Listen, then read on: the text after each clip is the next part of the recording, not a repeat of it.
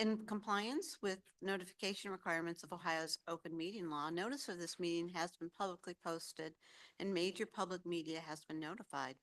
NOACA conducts its meeting according to the Roberts Rules of Order. Actions during the meeting will be taken by voice vote. If any member feels the need to abstain from any vote due to a conflict of interest, he or she should state their intention to abstain when the matter is introduced by the chair for presentation. For the record, subsequently, that member shall not participate in any discussion of that matter for which the conflict exists. According to Robert's rules, absence from a meeting does not require a member to abstain from voting on the minutes. If the member, their intention for the record, for the benefit of our guests from the public and the recording of this meeting, please be sure to speak into the microphone. The microphones can be turned on and off using the red button on top of them. They are on when the light is green. Are there any new members who would like to introduce themselves? Looks like.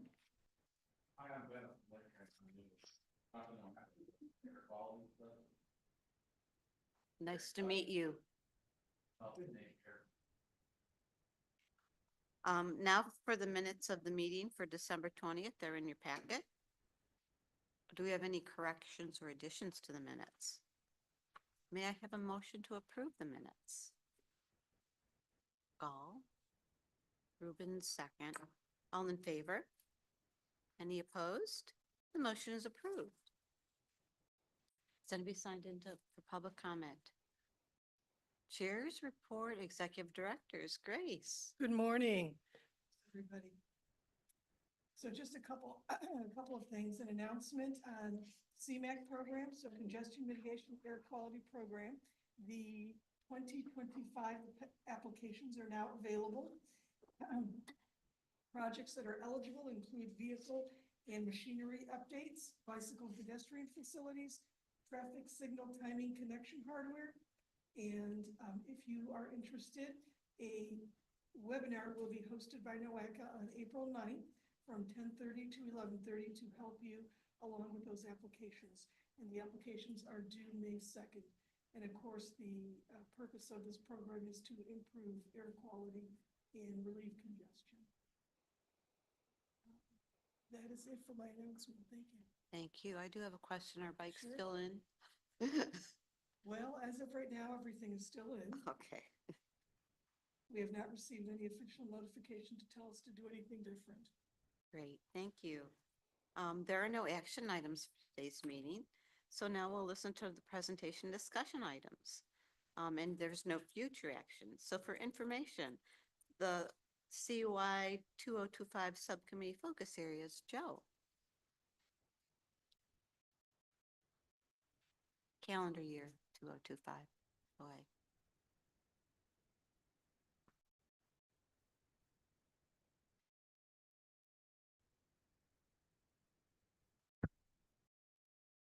Good morning. Good morning. Thank you for this opportunity to share with you the focus areas that were approved by the Planning and Programming Committee in January for this subcommittee. There's no action for you. This is for your information. This is also our opportunity, since it's the first of the quarterly meetings in calendar year 2025, to remind the subcommittee members of the purpose of the subcommittee and the functions of the subcommittee members. You shall provide advice and policy recommendations to the Planning and Programming Committee with regard to air quality environmental planning power of NOACA as an agency. You provide advice and policy recommendations on issues or projects and transportation projects with related air quality issues. You also assist the Planning and Programming Committee and NOACA staff with the identification of any significant environmental problems, priorities, and concerns with development of a comprehensive regional approach. To remind you, the year that we just ended in 2024, our focus areas were on regional climate action planning, employer engagement through our Ohio Commute platform, air quality education and outreach programming, and efforts to reduce mobile emissions, including our Ohio Commute efforts, our van pool program, and air quality awareness programs. There are not too many changes for the current calendar year. I just want to call your attention to 2025 congestion mitigation to improve air quality applications. It was not listed last year. It's an ongoing program, but there's a special emphasis for this year. The other focus areas remain the same.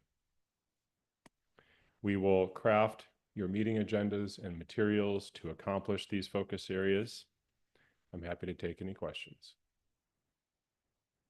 Do you have any questions?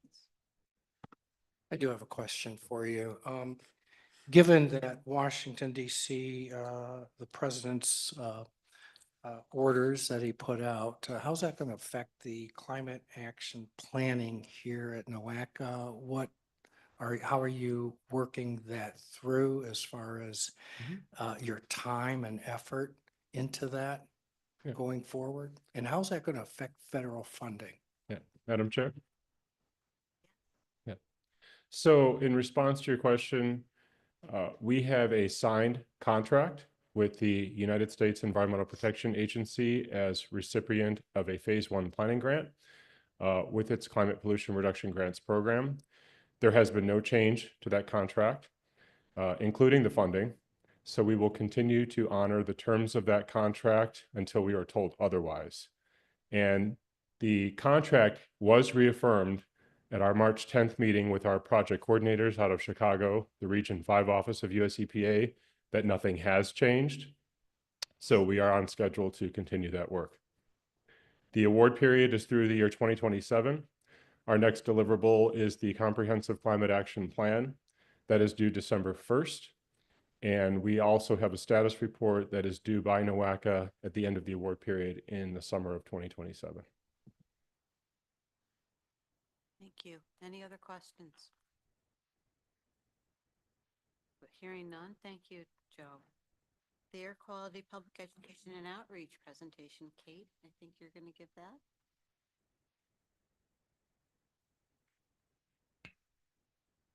Good morning, everyone. Thank you.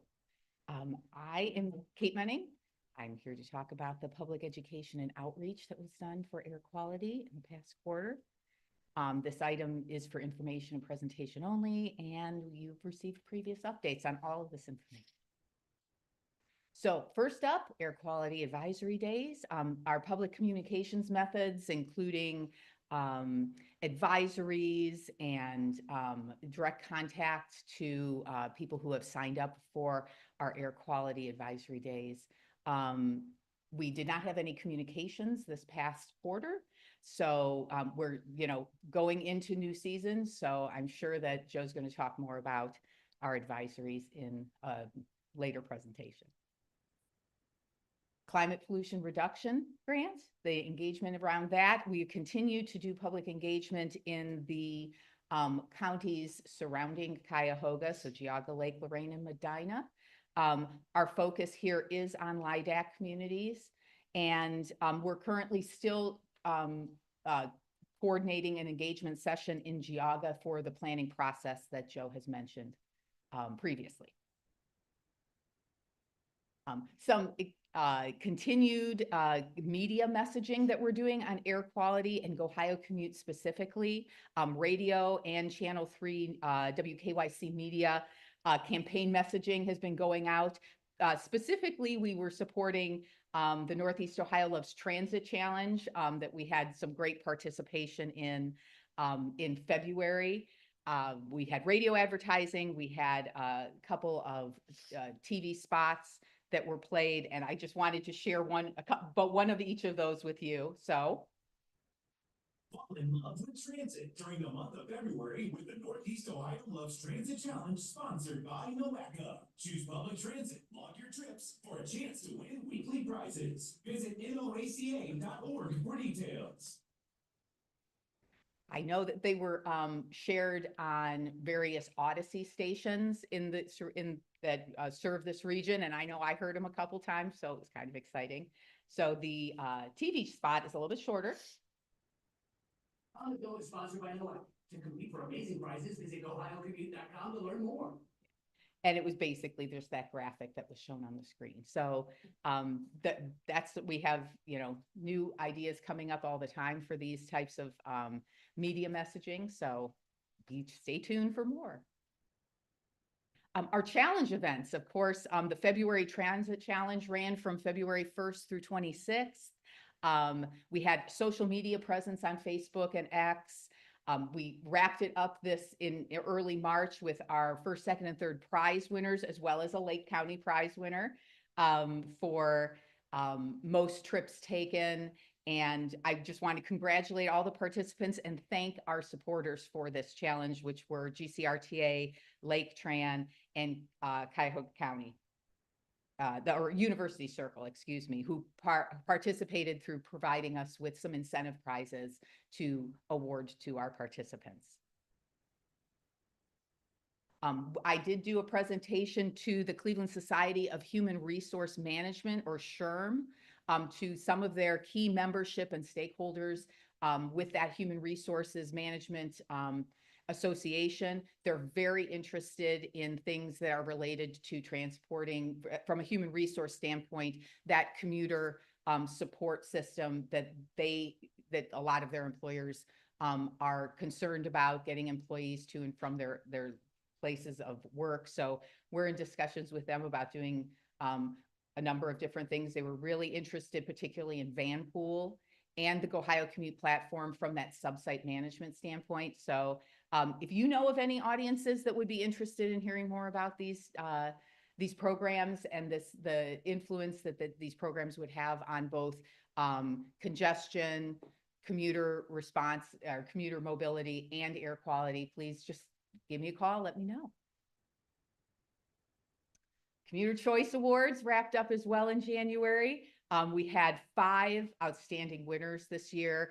They were all awarded they were given their awards at the January board meeting by Grace, our CEO, and our board president. These were wonderful, you know, the ideas, the aspects of their winning were wonderful. And I do want to also thank our sponsors for Commuter Choice Awards, which were by Cleveland, GCRTA, Lake Tran, and Cuyahoga County. So congratulations to them. We've got we're starting out strong this year. We've got a lot of upcoming things that will be communicated through outreach, education, and awareness in the next quarter, including the trends report, which announcements should be made relatively soon. Air Quality Awareness Week is May 5th through 9th. That is still on our schedule, and we are working with, you know, air quality staff is coming up with some ideas in case there are some, the US EPA doesn't have a standardized type of messaging ideas for us to work through. May is also Carbon Free Challenge, our bike safety month. So there will be some interesting and hopefully engaging types of promotion involved in that. We're continuing to work on this year's Commuter Choice Awards and achieving goals in that respect. And then a no idle resources and campaign message that is and materials that is also in development. So new ideas are welcome. I will continue to provide quarterly updates on all of this engagement and outreach, and thank you very much. Thank you, Kate. Do we have any questions or comments for Kate? Tim? Yeah, I appreciate getting the air quality advisory emails. Yeah. I was just curious if you know how many people get those, how many people are signed up? I can find that out. Absolutely. We have it's a constant contact list. Oh, Joe, do you know? So our constant contact mailing distribution list has approximately 1,200 recipients. That includes media sources, the Ohio Department of Transportation, other organizations and agencies, as well as individuals who've expressed interest. Okay, perfect. Thank you. Mary Beth, through the chair. John? Thank you for the presentation, Kate. I will say too, with those, you know, reports that you do send out, they do make it into the media. I do read them, you know, in the press. One question about the Go Commute Challenge Awards for February. People love prizes. They just do. They love incentives. Mhm. How would you recommend those in Geauga, Medina, Lorraine County game this system to even be competitive? Good. These challenges are, even though we were focusing on transit as the mode that we were, promoting for Ohio Loves Transit Month, any mode of transportation that is, a multimodal type of thing that would impact air quality is in fact eligible to earn points to win prizes. So carpooling, van pooling, biking, walking, telework, those are all items that can actually be, or modes that can actually be, count towards a winning type of prize. So, yeah. I would suggest maybe, VIA is running the demand response over in Lorraine and Elyria, and then Lorraine County Community College, maybe Mhm. getting the word out to them. Mhm. There are a number of students that do utilize VIA and, just Yeah. to know also that Yeah. that program's due to end without the support of many coming up forward for grants and things like that. And so Okay. Any other questions or comments? Well, thank you, Kate. Thank you. Next up is Go Ohio Commute Update and Performance Measures, Ashley Dennis.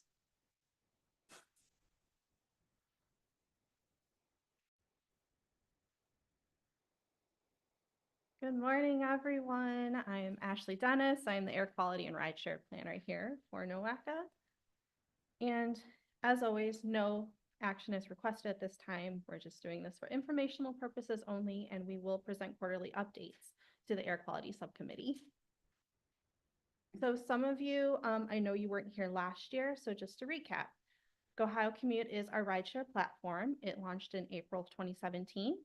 We engage businesses and universities the like to create subsites on our platform.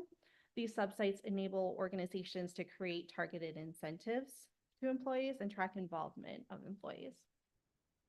And we have 4 metrics that we use to just track the progress of Go Ohio Commute.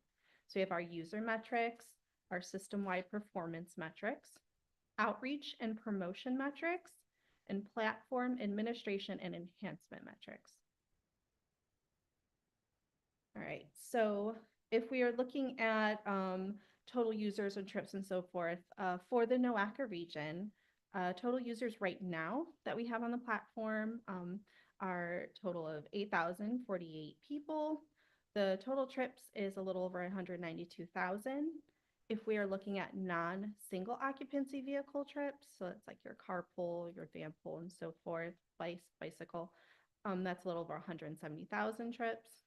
The total vehicle miles travel avoided is 1.7 million, and the calories burned from walking or biking is about 19.5 million. And because Go Ohio Commute is actually available to everyone in Ohio and just outside, we also look at the metrics that together, all of the other MPOs that we collect. So for total users, total trips, everyone in Ohio, NOACA actually encompasses, even though we only have 36% of the total users, because again, I said we had about 8,000 users, we actually have about roughly in the 60% range of the total trips, VNTs avoided, and the calories burned. And then for 2024, I looked at our CO2 metrics. These are CO2 offset. So everyone using alternate modes of transportation, and I break it down by month. So total in 2024, Go Ohio Commute users have offset 47 tons of CO2. Our jumps that you see in February and May and October, September, these are when we had our challenges last year. So February, we had our transit challenge. In May, we had our bike challenge. October is our Lake Erie Challenge, and in September we have our Ohio Commuter Challenge. So those incentives really do help. And that's where you see more of the jumps in the CO2 savings throughout the year. VAMPOL. So VAMPOL is actually managed by our programming department. But VAMPOL is also something that on my end, I make sure is in the GoHio Commute platform. It is a mode of transportation. You are able through the platform to find VAMPOLs in your area. So I do make sure those are on GoHio Commute. So I do love to give you guys the VAMPOL metrics as well. And I do calculate those separately, but using metrics that are available through the GoHio Commute platform. So in 2024, VAMPOL has saved 3.6 million miles on your personal vehicles being on the road and so forth. The CO2 avoided from using VAMPOL is a little over 1,000 tons. Commuter savings is another metric that we can look at for using VAMPOL, and depending on the length in travel and how many days a week you're commuting, commuters can save anywhere between $3,000 and $14,000 per year, judging by the VAMPOLs that are currently in our system. And in 2024, we also saw a 35% increase in our VAMPOLs. In January, we started out with 40 VAMPOLs. In December, we ended with 54 VAMPOLs. And right now, we actually have 60 VAMPOLs today. So if we take together the carbon dioxide offset from our VAMPOLs and what was uploaded in GoHio Commute, in 2024, the amount of CO2 equals the same amount that CO2 is offset by trees by 1,154 acres. So what we are doing with VAMPOL and in GoHio Commute is equivalent to that many acres of US removing CO2 from the atmosphere in 1 year. So while we can't replace trees, we can do our best to use alternate transportation to kind of help offset that and create a balance. So for some outreach and promotion metrics, this has not changed since December. We still have 79 organizations that have subsites in GoHio Commute and a total of 121 total subsites on the platform. So the reason being is organizations can actually create multiple subnetworks depending on their locations, different buildings that they might have on a campus and so forth. And something that we are working on right now, we are looking at engagement for the Commuter Choice Awards. And we did have a survey that went out towards the end of last year. Right now, what we are working on is updating our Commuter Choice Awards program.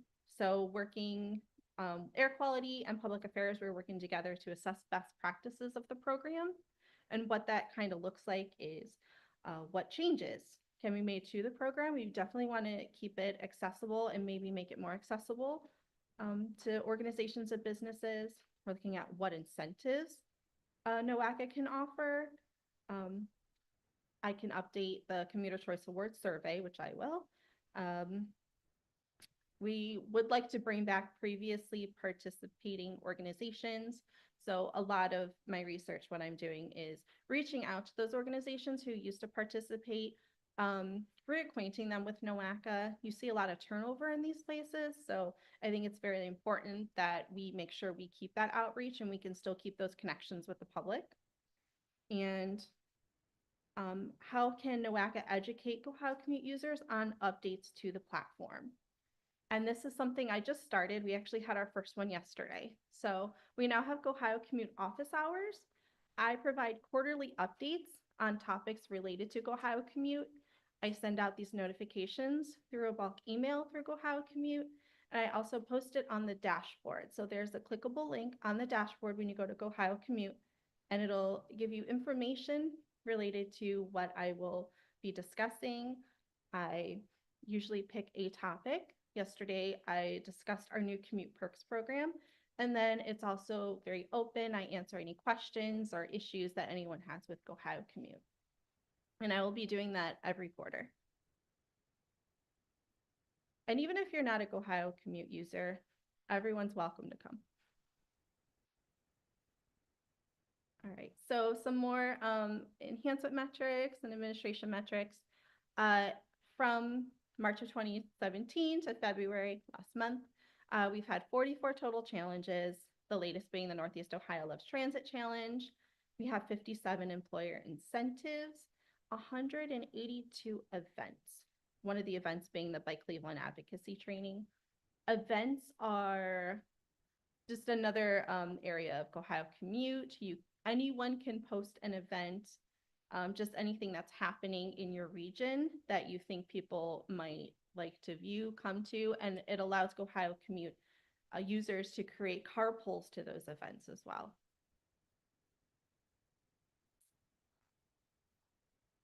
So as I had mentioned earlier, some of the things that we have now going on in Ohio Commute, we have a Commute Perks program. It is a membership-based perks program, we're hoping that with combining commute perks and other incentives, we can provide more ongoing engagement to the platform. These perks are unlimited, and they provide discounts to local and national brands.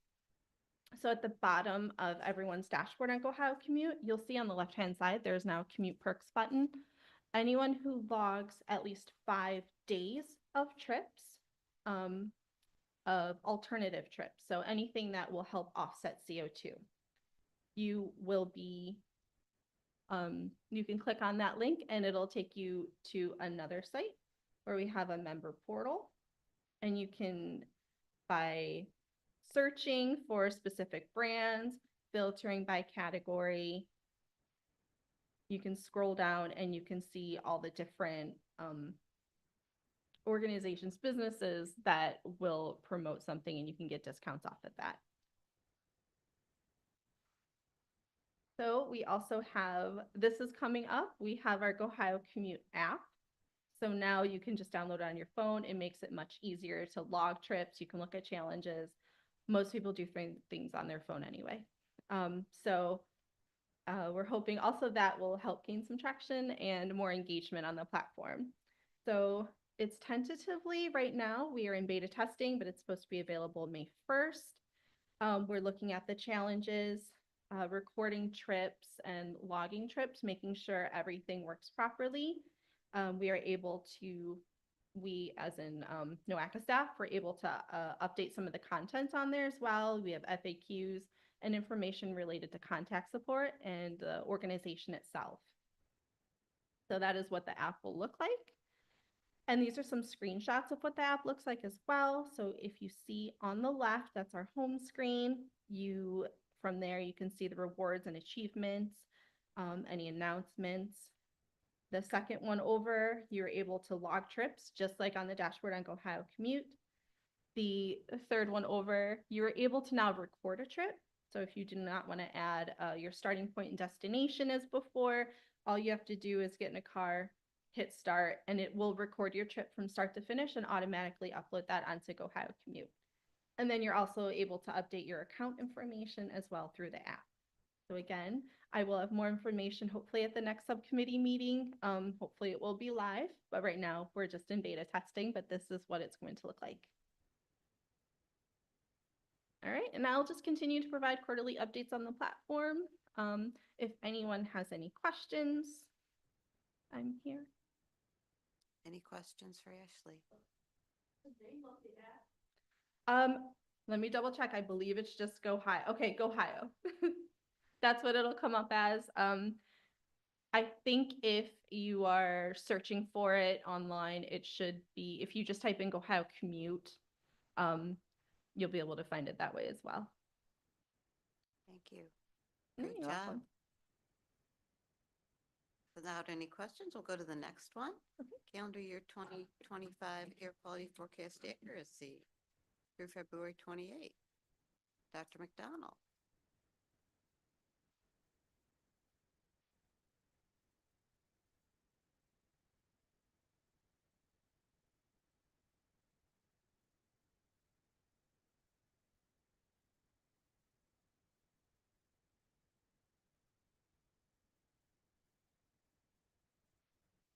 Hello again.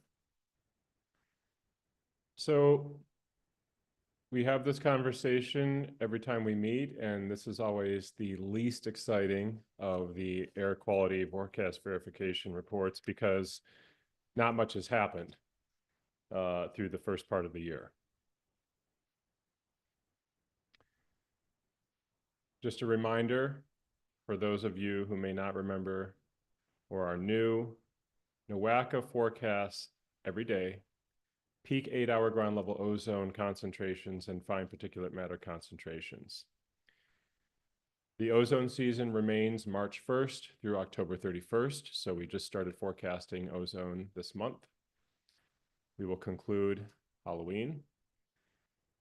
Fine particulate matter is year-round, and we post our forecast through Aeronaut Tech in affiliation with US EPA. And there has been no change to that, but if anything does change, we will let you know. This is just an example of all the different guidance we consider, the models, as well as meteorological variables we receive through our sources, the National Weather Service and NOAA. We, in the last couple of years, since 2023, started looking more at smoke forecasts and models, especially out of Canada, given what we experienced 2 years ago. Nothing has really been an issue so far this season. So I'm only going to talk about PM2.5 since there's nothing to report on ozone this time. And positive news in terms of how well we're forecasting, we increased our accuracy on good moderate threshold forecast to 81%. I think we were in the mid 70s when I reported in December. Like I said, it's early in the year. That could always change. We are at 100% for the first couple months of this year. There have been no exceedances and we didn't forecast any. I do want to call out that I did issue a forecast for potential exceedance for fine particulate matter on Christmas Day for Boxing Day, for December 26th. And Kate did not mention any communication around that because given that it was a holiday, nobody really expected that there would be a potential. We didn't exceed. By the way, that was the trend that NOAA's models were giving us. They had been ramping up the potential concentration for fine particulate matter for, I think, the last 4 days that I had been tracking. So it was going to be marginal if we got to USG. We never got there, which is good. But that's why it doesn't show up here. So that did happen. I wanted to acknowledge it. You may have received an official advisory, but nothing actually happened with that. So how do we compare to NOAA? We always like to do this. Fairly comparable. They were slightly better on the standard model for both 6Z and 12Z forecasts. We were slightly better on the bias corrected model. So low 80s in terms of percent accuracy all around. We'll continue to do this. We'll have a much more robust conversation in June. Usually by then, things have started to happen. We hope that they don't, but this is what has been typical over the last few years. And we will continue to collaborate with NOAA because throughout the year, we build our database for verification that we bring to them in the fall when they have the National Air Quality Forecasters Workshop in DC. As far as we know, that's still happening. They haven't said anything otherwise. If that changes, I will let you know that as well. But it's a way to provide feedback from a local level to NOAA so that they can make model adjustments to improve their forecasting capabilities. Questions? Sam. Hey, Joe, on both those slides, you had referenced the 24-hour standard at 12, and it got dropped down to 9 last year. That's the annual. Right, but it's 9. But I don't, that's not what this is. Yeah, this is the daily. So if you're talking, you're talking about the change that was made to the annual, but that's not what we're forecasting on a daily basis. Yeah, this did not change. The annual changed. And then Dr. McDonald, you did say in December on the 25th, you were, I issued an exceedance for the 26th. okay, all Yeah. right. Would it have anything to do with the Avon Lake Power Plant demolition on the 19th of December? No, because the resolution of the NOAA model would not have picked up on that. So in other words, I issued an advisory as a forecast in anticipation of potential exceedance based on what NOAA was projecting for Northeast Ohio, the entire region, in terms of air quality levels, specifically fine particle matter concentration. No event happened. We never exceeded. So if something happened, it did not affect the regional concentrations of air quality, and that would not have motivated me to issue an advisory in the first place. Yeah. What did happen? They decommissioned.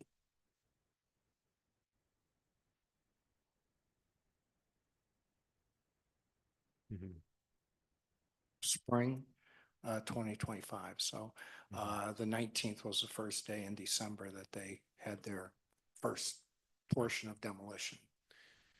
As many of the people who've been on this subcommittee know, a lot of our challenges for air pollutant concentrations are focused on those stations in the eastern and northern parts of the region because of prevailing southwest winds. So the pollutants generated within and outside of our region, they're carried generally southwest to northeast. And I've given this presentation where I've shown at a small scale level, when you have a lake breeze that sets up, it creates a damming effect when we have winds out of the southwest, especially light winds, and it tends to trap pollutants that are generated by any industry in the valley, or, this is a fairly large consolidated metropolitan statistical area going from Sandusky over to Ashtabula and all the way down to Canton.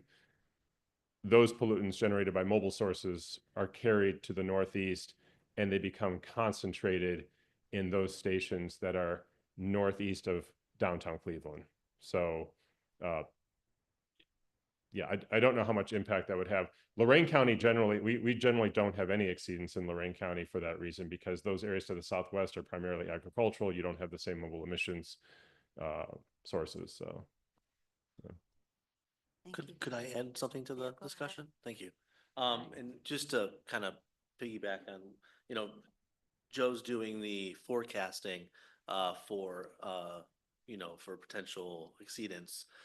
That implosion that you were kind of referring to could have caused a hyper local emittance, a large not I want to say exceedance, but an increase of emissions in that area. However, we have stationary monitoring sites, and unfortunately, there's not one nowhere near that area. I think St. Theodosius and Tremont would be the closest one to that. So, yeah. Based on a release by Avon Lake, though, on their webpage, so they did say that an independent group was monitoring this, and they said there was really nothing about it. So. Thank you. Any further discussion? Thank you, Joe. Are there any? Madam Chair, I did want to remind folks, based on what Mr. Gall said earlier, there is an opportunity for those areas outside of Cuyahoga County in Geauga, Lake Lorraine, and Medina counties as part of our climate pollution reduction grants program. There is $300,000 available to organizations that have planning and engagement proposals around climate action and climate pollution reduction. That opportunity is available through April 14th for potential applicants. We gave a webinar to help people answer questions and understand the application process better on March 13th. So if you are interested, please contact me and I can share additional information. But that also is going forward as part of our contract with US EPA. So I wanted to make sure that people in those counties of Geauga, Lake Lorraine, Medina knew that there was opportunity for federal funding to support their planning and engagement efforts. Thank you for the reminder. Are there any reports or updates? Hearing none, is there any old business? Is there any new business? Okay, then we'll move to an adjournment. Can I have a motion to adjourn? And a second? All in favor? Any opposed? The meeting is adjourned. Our next regular meeting will be June 20th, 2025 at 9 o'clock here at the NOACA offices. Thank you all. We'll see you next time.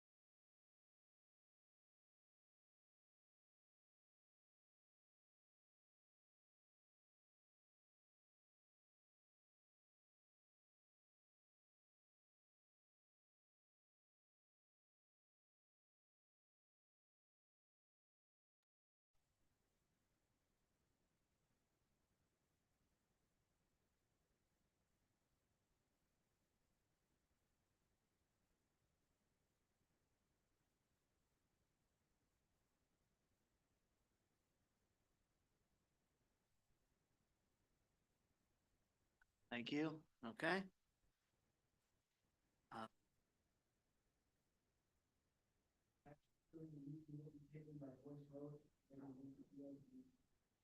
Vote due to a conflict of interest, he or she should state their intentions to abstain when the matter is introduced by the chair for presentation for the record. Subsequently, the member shall not participate in any discussions of the matter for which the conflict exists. According to Robert's rules, absence from a meeting does not require a member to abstain from voting in the minute on the minutes. If a member still wishes to abstain, he or she should state their intention for the record. For the benefit of our guests from the public and recording of this meeting, please be sure to speak into a microphone turned on. The microphones can be turned on and off using the red button at the top, and when the light is green, it is on. Are there any new members who would like to introduce themselves? Hearing none, we will move on. Meeting minutes from the September 20th meeting. Any corrections or additions? Motion and a second. All in favor? Any opposed? Motion is approved.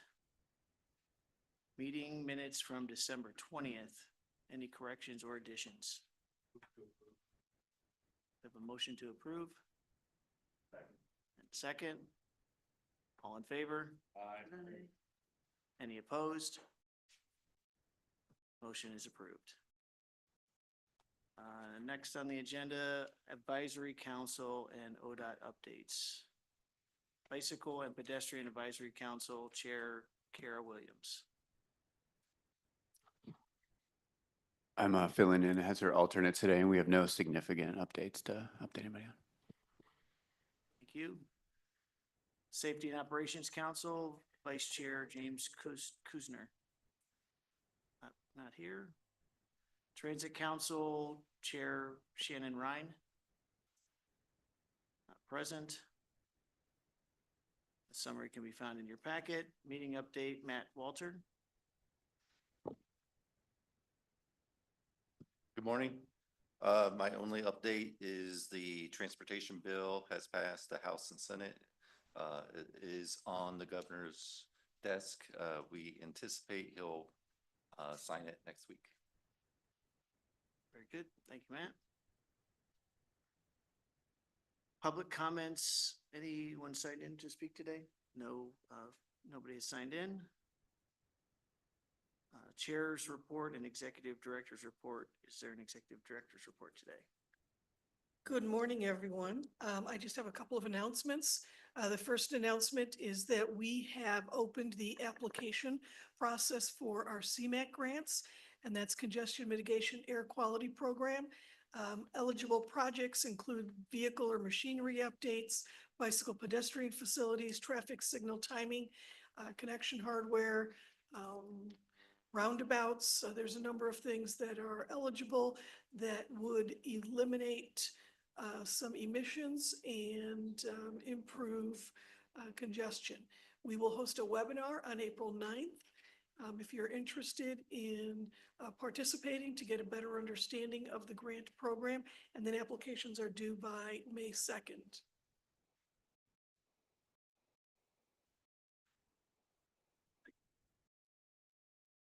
Yes, that's it, just one announcement. I thought there was another one. Okay.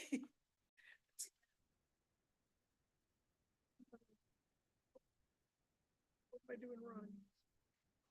Okay.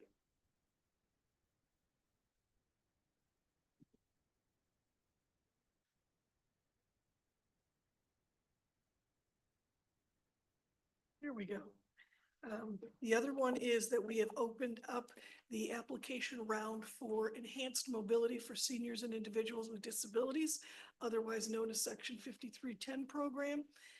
This provides support to transportation providers who offer coordinated transportation for seniors and individuals with disabilities, as is noted in the title. There's nearly $5 million available, And the application round opened on February 14th and is due April 11th. And a webinar was already held on March 6th, but if you are interested, certainly give our staff a call or an email. And we really have a lot of interest in this particular round because we have a new human, what is it called? Human Services Coordinated Plan. So we just approved that in December. The board did. So this is the first round after that approval. And so we're very interested in moving this forward. And that is it. Thank you. That's it. That's it. All right. Just those two. Moving on to action items, state fiscal year 2026 annual priority list. Can I have a motion to approve? Jim Thompson, you got anything for that? Your name's on that one.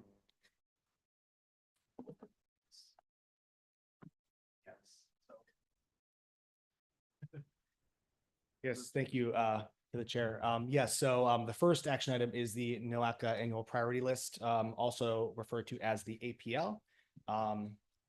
And so this is for state fiscal year 2026, which for those of you who do not know, starts on July 1st of this year and ends on June 30th of 2026. So the action is being requested that the subcommittee recommend the following item to the Planning Programming Committee for placement on the June 2025 Board of Directors agenda, and that is our 2026 annual priority list. Previously, there's been no action on this item this year. As many of you may be familiar with, NOACA has quite an important and long planning process for the region, but this is just one of the small pieces of that. So you're going to hear a little bit later about the long range plan, which is our 20-year vision. And we are in the process of developing our Transportation Improvement Program, or our TIP, which is our 4-year funding plan for the next 4 years. And of that, then NOACA has our annual priority list. And this is what we look when we look at our next year commitment of projects that are going to be implemented. So we're looking from 20 years out, 4 years out, and then the APL here is just the next state fiscal year of projects. So these projects are being prioritized for funding in state fiscal year 2026. And these are only projects that include NOACA administered funds. So you won't see other projects that are, ODOT funded or trans-agency funded that do not have commingled NOACA funding involved. And those funding streams are the Surface Transportation Block Grant, the Transportation Alternatives Program, the Carbon Reduction Program, and our statewide CMAQ program, which Grace just announced is open for applications currently. So that being said, all projects on our annual priority list go through project evaluation processes, which differ based on the funding program, and they are currently on our plan and our TIP. And so with that, we've also concurred with ODOT and project sponsors that these projects are ready to move forward in 2026 if they've been advanced from other years like 2027, 2028.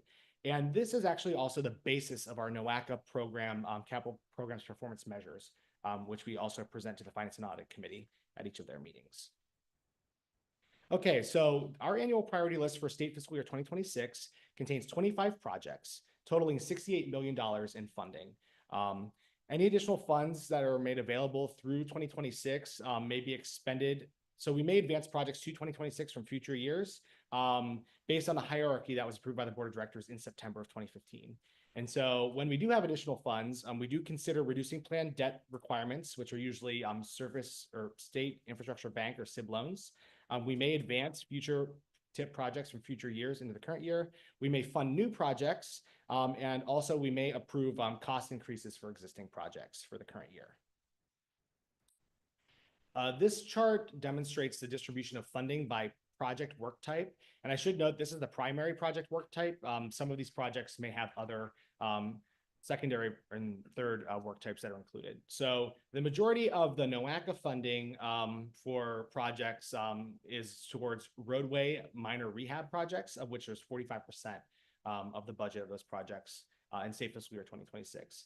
Then secondarily, bridge preservation is about 21% of that $68 million I noted earlier. We also have shared use path, or that also includes, bicycle facilities and pedestrian facilities at 15%, transit at 11% for this year, And then some other minor things, such as, a landscaping project, intersection improvement, traffic safety control, are minor percentages for 26.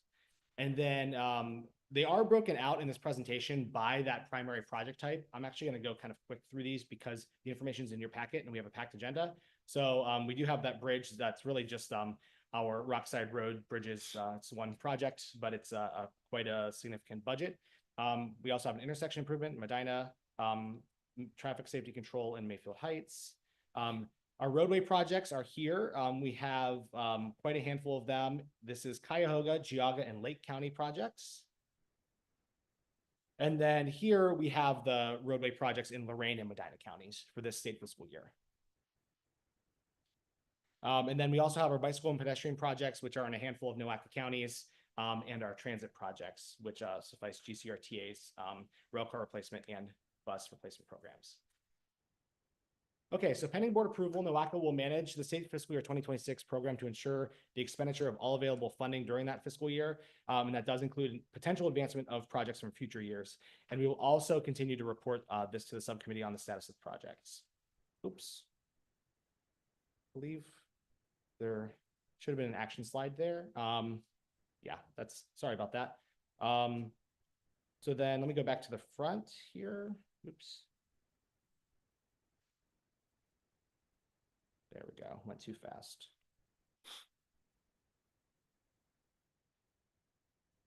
Just so we have the language right. Okay, so the action is being requested that the subcommittee recommend this item to the Planning and Programming Committee for placement on the June 2025 Board of Directors agenda, and that is our state fiscal year 2026 annual priority list. Thank you, Jim. Do I have a motion to approve?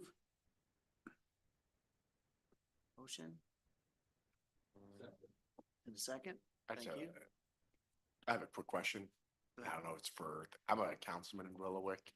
I don't know if that's a conflict of interest, seeing that it's on here or not. If it's not, I'm happy to vote for it, but I'm here representing Lake. Go ahead. I want to make sure, do I have to abstain or can I vote for it? No, this is fine. You Okay. were- Perfect, thank you. you're a busy guy. Any further, any further discussion? Hearing none, all in favor? Aye. Any opposed?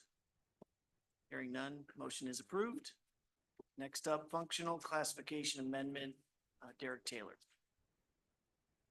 Good morning.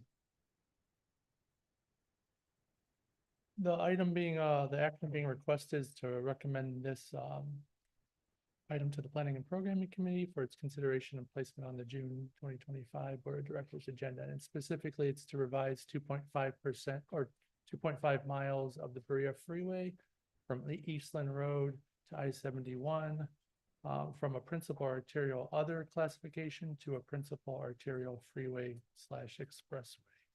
There's been no previous action on this item. So the background is why are we bringing this to you now? Every 10 years, ODOT in conjunction with FHWA and the regional MPOs, we look at our function class system. Mostly and this occurs every 10 years after the US Census. Most of the time it's to look for technical errors in like the GIS, geographic information data, you know, if a roadway has been realigned or there might be some just connection problems in the technical data set, then we look for corrections there and we work with ODOT to correct those. But they also give us the opportunity to make any sort of classification revisions here as well, which we do have the opportunity to do at any other time throughout the year. This is just a good time since we're talking to them about function class, we can do it here as well. And then it goes to FHWA for final approval. So this is the location map of what's being specifically asked to be revised. As I mentioned before, it's 2.5 miles of the Berea Freeway from Eastland Road to I-71. Right now, it's currently classed as just a regular principal arterial. And we are suggesting that it should be classified as a freeway or expressway. Now, the reason this came up was we were in the process of doing our community safety reports. And as our safety planner, Tessa, who's going to be giving the next presentation, she downloaded some crash data for principal arterial other classification for the city of Cleveland. And we noticed that this roadway was included in that list. And we said, well, we think that this is a highway. It looks like a highway. It looks like it functions as a highway. So it's important for our planning work to have these roadways classified properly so that things that we do when we're analyzing data or we're looking at model results or whatever, all the roadways are in their right, classification. So as you'll see, we believe that this should be classified as a freeway or expressway. And this type of analysis could affect state, when the state's looking at different classifications or the national types of planning work as well. So it's just important to have these things classified correctly. What do we look at when we're classifying roadways? First, mobility. Freeways are mostly about moving people. There's very controlled access points. You can't just get on the freeway at any location. It's very controlled. As you move down in function class, it's more about increasing the access to various sites. So local roads and cul-de-sacs are all about access to residential areas. And then as you see, like collectors and arterials are sort of a mix between the two. They function as access as well as mobility. And then on the right-hand side is just a diagram showing just sort of a typical way that a function class network can look. You have the freeway going north-south there, and then the arterials, they travel in long distances, but they connect you to the freeway. The connectors connect between the arterials to sort of funnel people to the arterials, and then the local roads would serve the local residential and commercial locations for direct access. So that's the kind of world we live in when we're thinking about what should this road be functionally classed. So there are, for principal arterials, there are 3 like subclassifications. One would be interstate, 2 would be this other freeway / expressway, and then 3 would be other. So interstates are designated by, the Federal Department of Transportation. As you can see in the picture on the left, I-71 is an interstate freeway, but then you also have other freeways that aren't interstates. In the same picture, there's State Route 176 between Cleveland and Parma. That is a highway, just like an interstate. It's just not designated interstate. But then you also have other principal arterials, and these can be major roadways in urban areas and rural areas. And one is right outside our door. It's Superior Avenue. It provides a lot of access in and out of, there's cross streets that have intersections, there's parking garages, there's parking lots that have access off of Superior Avenue. So from 1 to 3, there's a large difference in the access and mobility that's being provided to the system. So then in that context, that's why when we see the Berea Freeway, here's a couple pictures from Google Street View. It was built in 1968 as an expressway, so there must have been some intersections and like signalized intersections along the route back then. But then in the mid 80s, it was converted to a freeway. And what we think happened was that it just no one kind of got overlooked as to getting the classification revised until we noticed it now. But as you can see from the pictures, it's signed like any other freeway. There's, overhead signs. There's a division. It's divided by, barricades. So, and there's no pedestrian facilities or anything like that. There's off ramps. The speed is 50 miles an hour. And this picture on the left is looking northbound towards Snow Road. And then the other picture on the right is southbound, like north of the airport. So for the whole 2.5 miles, this is what it looks and feels like. For the whole 2.5 mile length, there's only 3 access points, and they're all at interchanges: Snow Road, Hopkins Airport, and then the I-480 Brook Park area. This map is just a little snippet of showing that there's no access to any of the properties other than at these three locations. So you can't just pull off this freeway and get into any of the neighboring properties. You have to do it at a very controlled location. So again, when you think about Superior Avenue being classified a principal arterial other, which has many access points and signalized intersections and things like that, this facility doesn't have any of those types of things. It's very controlled. It's very much a highway. So in 2014, the Board of Directors approved a resolution that spelled out the function classification modification criteria. So we look at three things. We look at the roadway characteristics, we look at the network share in the region as well as the county that the facility is located in. Then we look at accessibility, which is a density analysis. So step one for this facility is all the highlighted boxes show and the check marks show that it meets the other freeway or expressway criteria that FHWA basically puts out for this type of facility. A lane width 11 to 12 feet. The AADT is between 25,000 and 30,000. As I showed before, there's it's full control. There's no, you can't access the freeway in any other place but those three locations. And the parallel spacing between it and the other freeway, which is I-71, is 0.8 miles, which again is in the recommended range. So it meets all the necessary criteria of a other freeway.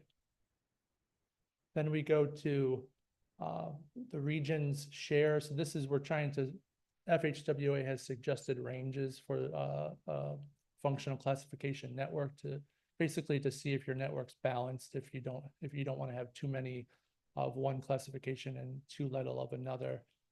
So principal arterial is between the 0 to 2% currently at 0.7, and with adding 2.5 miles, it only increases it slightly. So it still stays within the range of the suggested range from FHWA for function class code 2. Then you go and we look at the county. It's the same kind of idea here. It's within the 0.2%, and an increase in 2.5% doesn't really move the needle all that much. For step 3, this doesn't apply for this type of facility because, as I mentioned before, step 3 is measuring access, which, as we've seen in the previous slides, this facility is not about access. So there's really no point in doing this part of the classification. This step would be more applicable to our arterials and collectors to measure how much access they're providing to the neighboring facility or neighboring properties. So then pending board approval, we would forward this on to ODOT and FHWA for final review and approval. Oh, my slide is missing too, the action slide. Maybe our template has got that. So moved. Second, any discussion? Just one comment. I see you conclude at Eastland Road, but it's pretty much their, I think it's. Sorry about that.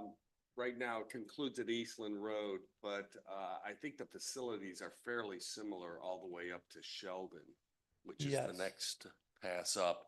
And then plus there is, I think it's IX Center Drive has an on-ramp, which is, I would classify as almost close to that's an excellent observation. We actually proposed to ODOT Sheldon all the way up to I-71, but they said that they spoke with the city of Brook Park, and they said Brook Park is looking to lower the speed limit between Sheldon and Eastland, so that they wanted to keep it classified as a principal arterial. Okay, thank you. Yeah. Any further discussion? All in favor? Any opposed? Motion is approved. Next up, 2025 Public Transportation Agency Safety Performance Measures, KESA term. Good morning. I'm here to present on the Public Transportation Agency Safety Performance Measure Targets. We are asking the Transportation Subcommittee to recommend this item to the Planning and Programming Committee so it can reach the board in June.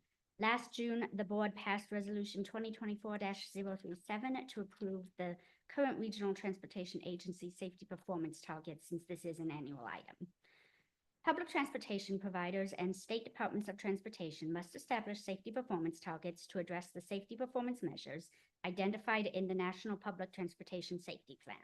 This requirement excludes transportation systems that only receive federal assistance under sections 5310 or 11. The required targets are for total fatalities, injuries, and safety events, as well as their rate per vehicle revenue miles, as well as system reliability, which is the mean distance between major mechanical failures. The transit agencies update and adopt these targets annually, and then MPOs must coordinate with them to set regional performance targets within 180 days. Then NOACA includes these performance targets in its Transportation Improvement Program and long-range plan updates. NOACA staff can coordinate with transit agencies and partners to update the safety targets, MPO agreements, and planning documents. GCRTA is our region's only Class 1 transit provider, which means that in 2024, FTA updated its requirements for this year, and it no longer makes sense to compare the 2024 targets to 2025 because the methodologies have shifted. In addition, a number of additional targets have been added. On the upcoming slides, I've put circles around the targets that are consistent with the other transit providers. On this slide, black numbers represents the targets that have stayed the same from last year, blue colors mean that a target has improved, and red targets mean that a target has gone in the wrong direction. For the first few columns, this is very straightforward. More injuries, fatalities, and safety events is bad, fewer is good. However, for system reliability, you actually want to see the numbers getting bigger, not smaller, since that means that the distance between failures has increased. An exciting development here is that we actually received targets from Lorraine County Transit this year, so we don't have all NAs. As you can see, targets across the 4 counties are mostly holding steady or decreasing, with just a couple of exceptions for system reliability. For 2025, GCRTA is looking at 0 fatalities, 11 injuries on rail, 134 on bus, and 20 on paratransit, which comes out to rates of 0.39, 1, and 0.5 per 100,000 revenue miles. For collisions, GCRTA has set targets of 52 for bus and 12 for paratransit. And we're looking at 62 major events for bus, 25 and 12 for rail and paratransit, and system reliability of 106 for rail, 788 for bus, and 45 for paratransit. Some of you may have noticed that in addition to the transit worker fatality and injury rates, your attachment also mentions assaults on transit workers. The reason I didn't list them on the slides is because they only started tracking data in 2023, so they don't have that rolling average yet. So the average and target are unavailable, and I didn't think you all wanted to see a slide of a bunch of NAs. After feedback and corrections from transit agencies, these draft targets will be taken up through the executive committee and the board for action in June. We will continue to coordinate with transit agencies in the development of PTASP and target setting. And after the board adopts the targets in June, they'll be included in NOACA's TIP and long-range plan. And let's see if I have an action slide. Hey! So once again, I'm asking you to recommend the Public Transportation Agency Safety Performance Measure targets for consideration on the June Board of Directors agenda. Thank you for your time. Motion to approve. Motion. Second. Any discussion? I just want to thank her for, it was really difficult to get, when they changed it for Class 1s and all of the meetings, and I want to thank you. She did a great job in summarizing our more advanced statistics this year. Thank you. Very good. All in favor? Aye. Any opposed? Motion passes. Thank you. Presentations and discussions. Any future action, no items, information. Fiscal year 2025 Transportation Subcommittee focus areas, Rob Olhorn. Hi, I'm Rob Olhorn. I'm the relatively new manager of transportation planning at NOACA. Next week will mark 6 months of my tenure here. So Hello, this is my first time presenting to you guys. Welcome. Thank you. Yeah, I'm presenting the calendar year 2025 focus areas for the subcommittee. No action is required from you as these focus areas were approved by the Planning and Programming Committee on your behalf at their January meeting. In the interest of time, because we have a packed agenda, I will speed through lecturing you on the purpose and functions of your subcommittee, as your tenures here are probably substantially longer than my own. And I'll get straight to the meat of the focus areas. So the lakefront connectivity planning, which may get very interesting soon if the Browns decide they are indeed moving their to a new stadium. The long-range plan update, with which Dr. Makarachi will be presenting on later today. The pavement maintenance system, planning for non-motorized modes of travel, the regional van pool program management, the SAVE regional safety plan implementation, signal timing optimization program, the fiscal year 26 to 29 tip development, which the public meetings just started for this week and will continue through the coming couple weeks, I think, and transit-oriented development. Again, there is no action required from you. We will, in the future, continue to update you on progress we make in these focus areas. Thank you. Thank you. Next up, regional coordinated public transit human services plan, Sarah White.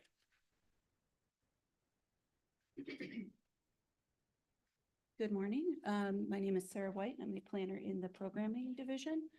And today I just want to do a quick overview of our, as Grace noted, Director Gucci, the Regional Coordinated Public Transit Human Services Plan, which the NOACA Board of Directors did adopt last December. Just keep going. So a quick primer on what the purpose of the coordinated plan is. Our plan is regional and it covers the 5 counties. So we're focusing on transportation and mobility for seniors and people with disabilities. The coordinated plan is a requirement of our FTA Section 5310 program, which we administer here at NOACA. And the plan is scheduled to be updated every 4 to 5 years. So last year we undertook that update. So for this update, we engaged the services of RLS and Associates, their consulting firm out of Dayton. And we also had a subconsultant, Texas Transportation Institute out of Texas A&M University. So they helped us a lot with the transit side of things. And in our experience, we found it was especially helpful to have RLS help us out because we did a lot of public outreach that is really vital to the plan. So they were a great help with that. And as we noted, the final plan was adopted by the Board of Directors in December, and everything is available on our website. So that includes the full plan, appendices, and the executive summary, which you all should have received in your packet. So the updated plan includes these main areas, so updated regional demographics. And with this plan, we were able to use the 2020 census data. So we got some new updated numbers, and we also utilized the Ohio Department of Development's population projections. We also looked at existing conditions of our current transportation landscape in Northeast Ohio. We did a needs assessment, so that would encompass all of that public outreach we did. And then lastly, the 5 major goals and strategies for the future. So here's just a quick example of some of the demographic data we pulled in that section and why it's important. So this one, we know we have a large number of people in the 65 plus cohort, and that amount is projected to climb up to 2030. So you could see we have an increase of nearly 13%. And in fact, that's the only cohort that is expected to increase. So knowing that, this is something we can look at when we see the unique transportation needs and what we need to do to meet them. And then another piece of the existing condition is the provider inventory. So RLS was able to compile a list of over 80 providers in our region, and that includes a transit agency. So this map on the slide shows specifically the specialized transportation providers. So that would be any type of provider who really looks to the mobility needs of seniors or people with disabilities. So typically it would be wheelchair lifts, wheelchair accessible vehicles, and other types of accessibility options. And just taking a look here, this list is by no means exhaustive. We know we have lots of different transportation providers out there, but we think this gives us a really good base to start and also to populate the GoHio mobility platform. And then next, this slide gives us a quick look at our public engagement, which was again led by RLS, but NOACA staff were very involved as well. I want to highlight the third section that I thought was most successful and illuminating in our outreach. So that was the focus groups in the tabling event we went to. The Coordinated Plan Technical Advisory Committee really wanted to make sure that we included special focus on the challenges of specialized transportation in rural areas and how difficult that could be. So we made sure to host 2 focus groups, one in Geauga and one in Medina. And we had really good turnout at both of those and got some great feedback, great ideas, steps for the future. And we also met with healthcare professionals who work directly with clients in need. So we got some great ideas there as well. And then lastly, what I think was a really good example of meeting people where they are, going to where people are already existing and doing activities. We attended the Northeast Ohio Aging and Disability Summit. So we got to talk with a lot of self-advocates, people working in different areas of social service and transportation, and they were extremely knowledgeable and had a lot of great ideas as well. And then I won't go through these super in detail, but these are just some buckets of identified needs that we found. So there were many areas that fell under communications and training. How can we get more information out to people? How can we train people to, provide transportation effectively, safely, and thinking about the sensitive needs of their clients. We looked at transportation service options. How can we improve when these services are available, and how can we improve them? Funding and system structure. How can we do more with less? Because we know there's not an abundance of funding always coming out. We got to make do with what we have. And then lastly, safety and quality of life. How can we make these trips safe? How can we make people feel safe, but also make sure that they have as much mobility, as much freedom as they would like. So taking all of that into consideration, we came up with 5 coordinated plan goals. We want to improve sustainability of the network, expand provider capacity, create partnerships. So we know that coordinating is always going to get us a better result. We want to eliminate price as a barrier because we know many seniors and people with disabilities happen to also be low income. So how can we make that not a barrier to getting to where you want to go? And then lastly, just enhancing information and getting outreach to people who need to see it. So next steps, we're going to continue to engage with our transit agencies and our specialized providers to advance these goals. And then we will also, as Director Galucci noted, we will use this as a resource in evaluating those 5310 applications that will be coming in next month. So thank you. Sarah? Congestion management plan, Derek. Daly.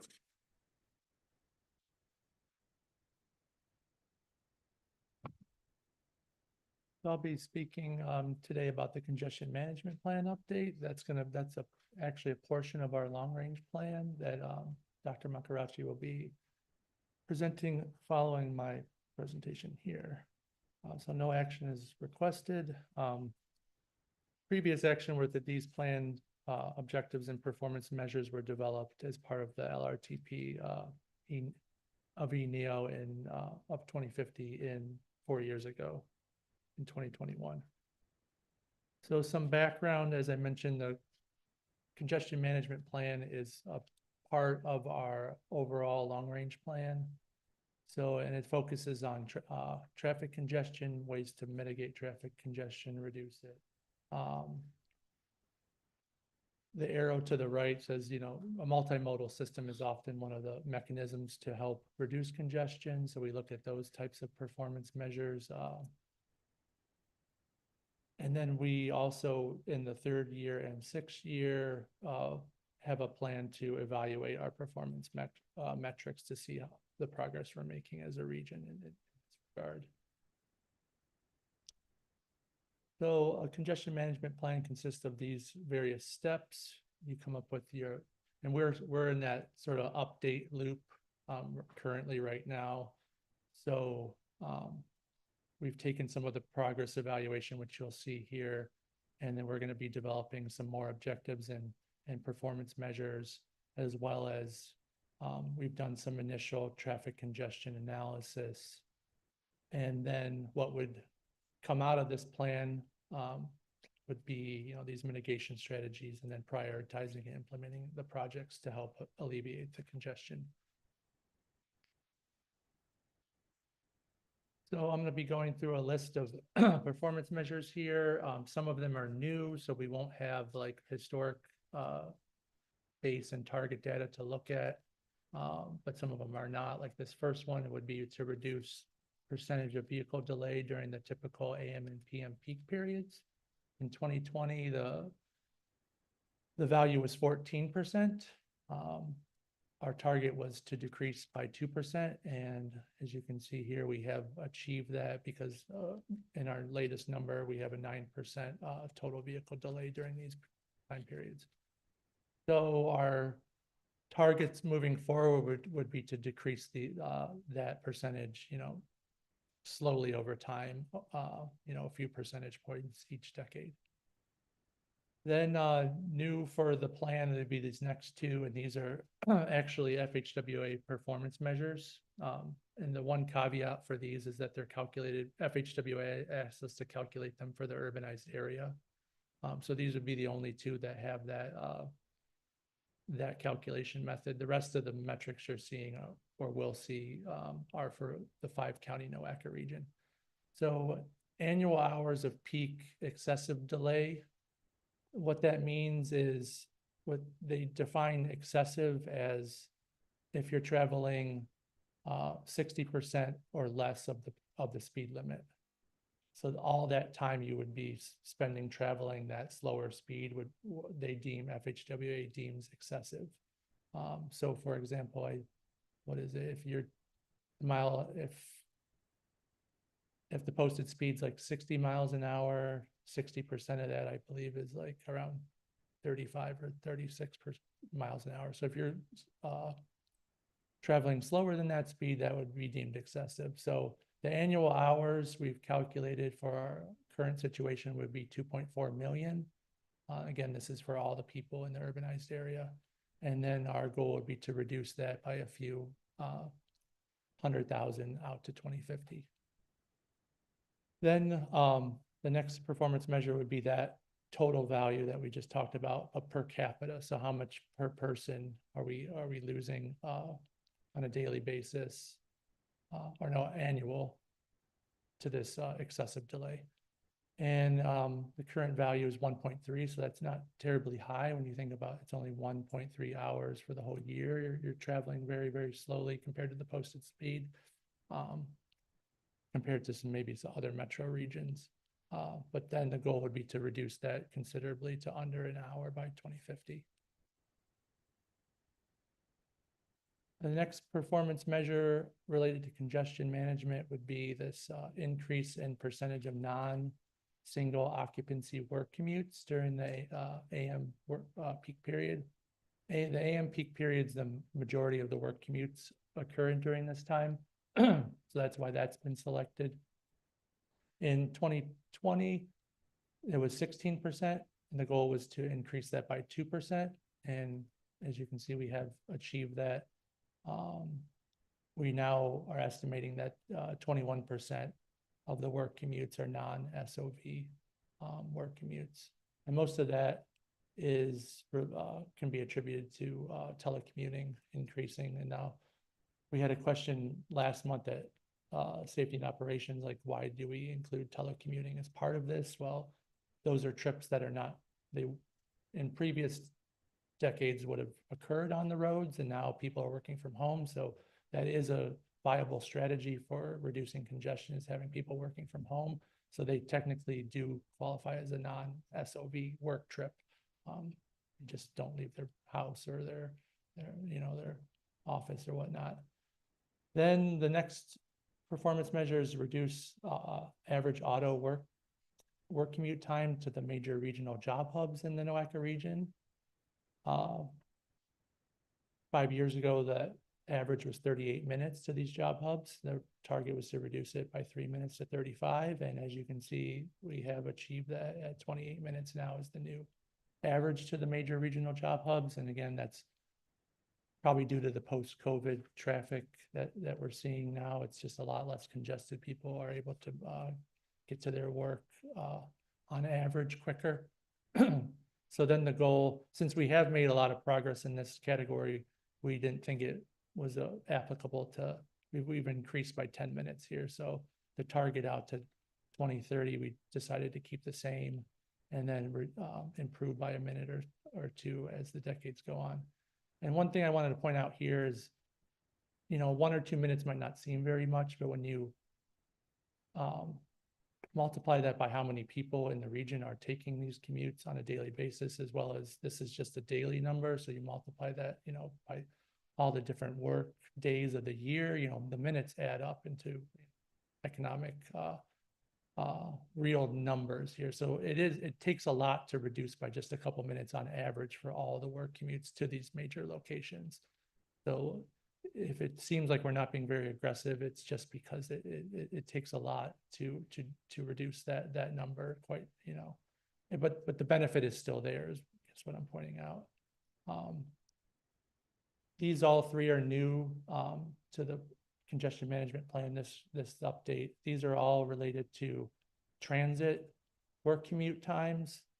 The top two are to the major regional job hubs, and the bottom one is just to all work locations. So the first one is walk access to major regional job hubs via transit. And we have divided the transit into walk access and drive access, because there is the drive access to, say, park and ride locations, which would be different commuting times related to those. So this is people that are walking to access transit. We're estimating 37 minutes is the average, and then again, increasing or decreasing that by a minute or so by each decade. Then the second one on the list here, it's the same as the top. The only difference is that we're measuring it for 0 car households, so people that are transit captive. Their average right now is 41 minutes to the job hubs. And again, we're trying to increase that by a few minutes out to 2050, or decrease that to 2050. And the bottom one is to all jobs. So regardless of the location, the top two, again, were to major regional job hubs that we've identified in our long range plan. These are just work commutes to anywhere. The average is about 42 minutes via transit, and the target would be to decrease that by a minute or two out to 2050. And here's that drive access work commute that I mentioned. So this would be drive access to the major regional job hubs, again, around the 42-minute average, and trying to increase or decrease that by a few minutes out to 2050. Then the next one's increase the mode share of the AM work commute via transit and any sort of non-motorized mode, walking, biking, so non-automobile work commutes. In 2020, it was 6.3%. Our target was to increase that to 7%. Unfortunately, we haven't done that. It's actually gone in the wrong direction to 4.7 in 2025. So we have then adjusted our targets, and that we're trying to be a little bit more aggressive here out to 2050 to get 9.5% of the work commutes being non-automobile. Then these next two are about access to transit. So we assume 5 mile drive access is a reasonable distance that someone would drive to access a park and ride location. So we want to see how many people in the region are within 5 miles of a park and ride location, whether it be rail or whether it be a premium bus service. 62% was in 2020. Our target was to increase to 63, so we've actually met that.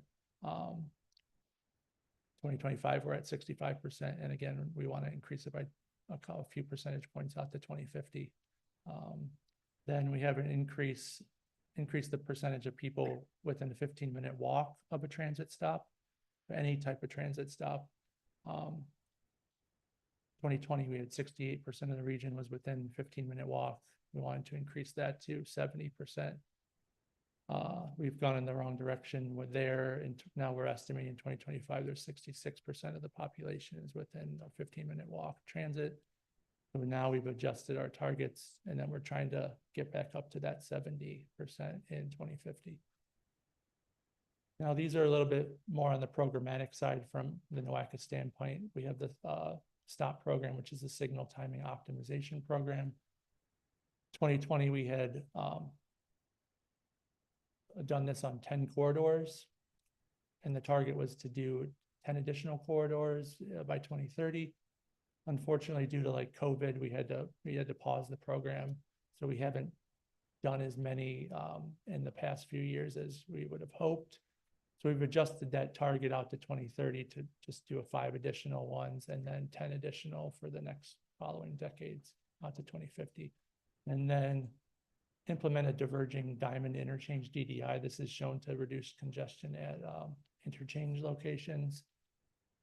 So our target was to have one built in the region out to 2030.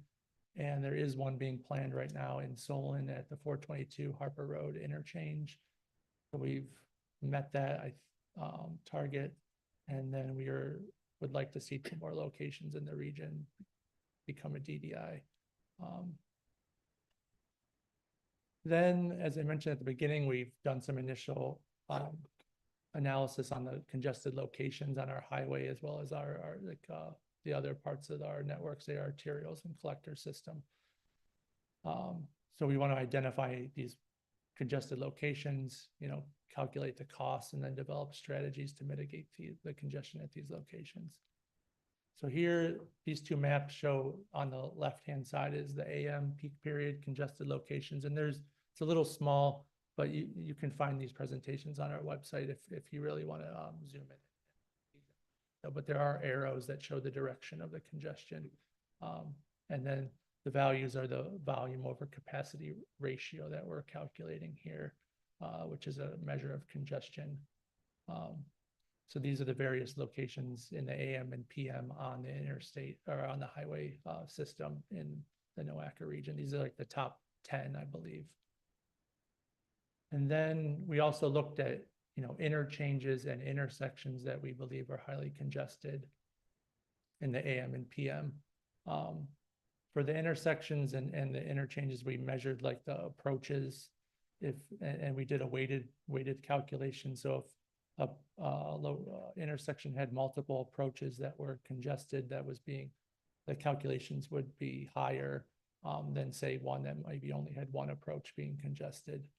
So these are the locations that we've identified in the AM and PM. Again, I believe it's the top 10. So the idea would be that we would look at these in more detail and try to develop strategies to try to help mitigate the congestion at these locations. So next steps, we will continue to evaluate our CMP using all the latest data and tools, and then we would update the committees and councils on the update to the plan and the progress that we're making. So any questions? Yes. So I pulled up the drawing of the DDI intersections, and I'm not too familiar with it. So where is that? It's mostly about left turns on and off the freeway, or mostly onto the freeway. It shifts the traffic to the other side of the roadway so that a left turn essentially becomes like a non-conflict turn. So it's like a right-hand turn, like they almost converting a left-hand turn to a right-hand turn where you don't have to worry about the opposing traffic. So at the location, they kind of, traffic shifts to either side of the road, so that you're able to get on the freeway without having to sort of stop and wait to make a left turn. I think it's both. I think they've done research and shown that it does both, yeah.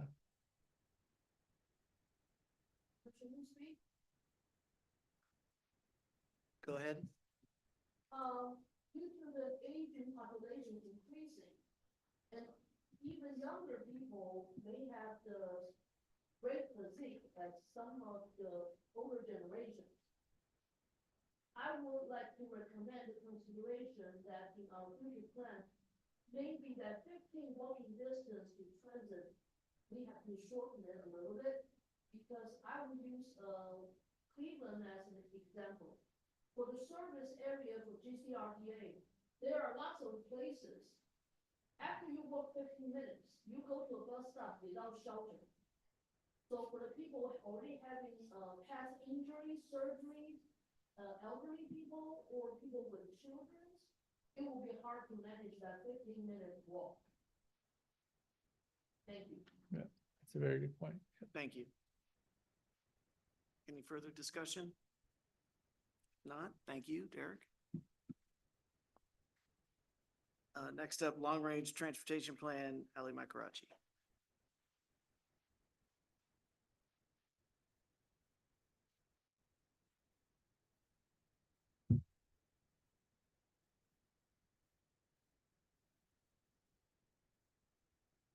Good morning. I have about 65 slides and half an hour. So I hope I'm not going to get a speeding ticket from you. Okay, I'm going to go fast. There's no action requested. And some of the slides you have seen last time, and that was we are updating our LRTP. We have to do every 4 years. So this is the one now we are actually, we are working on this, and almost we are going to finish to get to by next month and months after for public feedback. So it's going to go to June meeting in this June, coming June, to the board for the approval of the updated. So again, the long range is part of this, all the policies, planning, investment, and the HIP and the short-term transport improvement is part of this, and the public involvement is another item on this. So going through this we are not, as we mentioned last time, we are not looking at the moving cars and trucks. We are moving actually people and goods. That's important. From the 4 years ago, we have changed the gear, and we are looking at this. As you see, 2020 was an ENEO 9, NEO Plus. This is the one we are looking at another 25 years on this plan. This is, if I want to explain this, we have to be here for after lunch. So that's what we did, looking at the public and going to different projects and committees like this. But the focus area for the long range was access, mobility, safety, emission, asset management, and technology adaptation. These are major ones, and when we have got time, we can read through this table. Now, you have seen this, one of the things changed from 2020 is the data what, for example, the census data population is changed. And in 2020, when we did the planned ENEO, we expected, based on the 2010, there are going to be some growth in the area, but 2020 census showed there's no growth. And after that, ODOT Department of the Development showed us there's no for the future, there's no much growth on this. So you can see on this, looking at the state, wherever is a dark red is basically losing population, and it gets lighter color shows is increasing, or there are some growth there. In our area, the major ones, the Cuyahoga County is going to reduce substantially, about 18%. But out of these 5 counties, Lorraine and Geauga, they are going to gain some population. Telecommuting, as Derek mentioned, telecommuting is one factor for this part of the update. They are less now. We are coming back to offices, but still is not like before. Is a one way of working is we learned and we are working from home. Online shopping is another one. Again, we have seen this last time I showed. This is just to show what's the difference between now and the 2020, just to recap with what we said. Virtual meetings, apart from this kind of meeting, the rest of the meeting, most of them are from the virtual and through the Zoom, and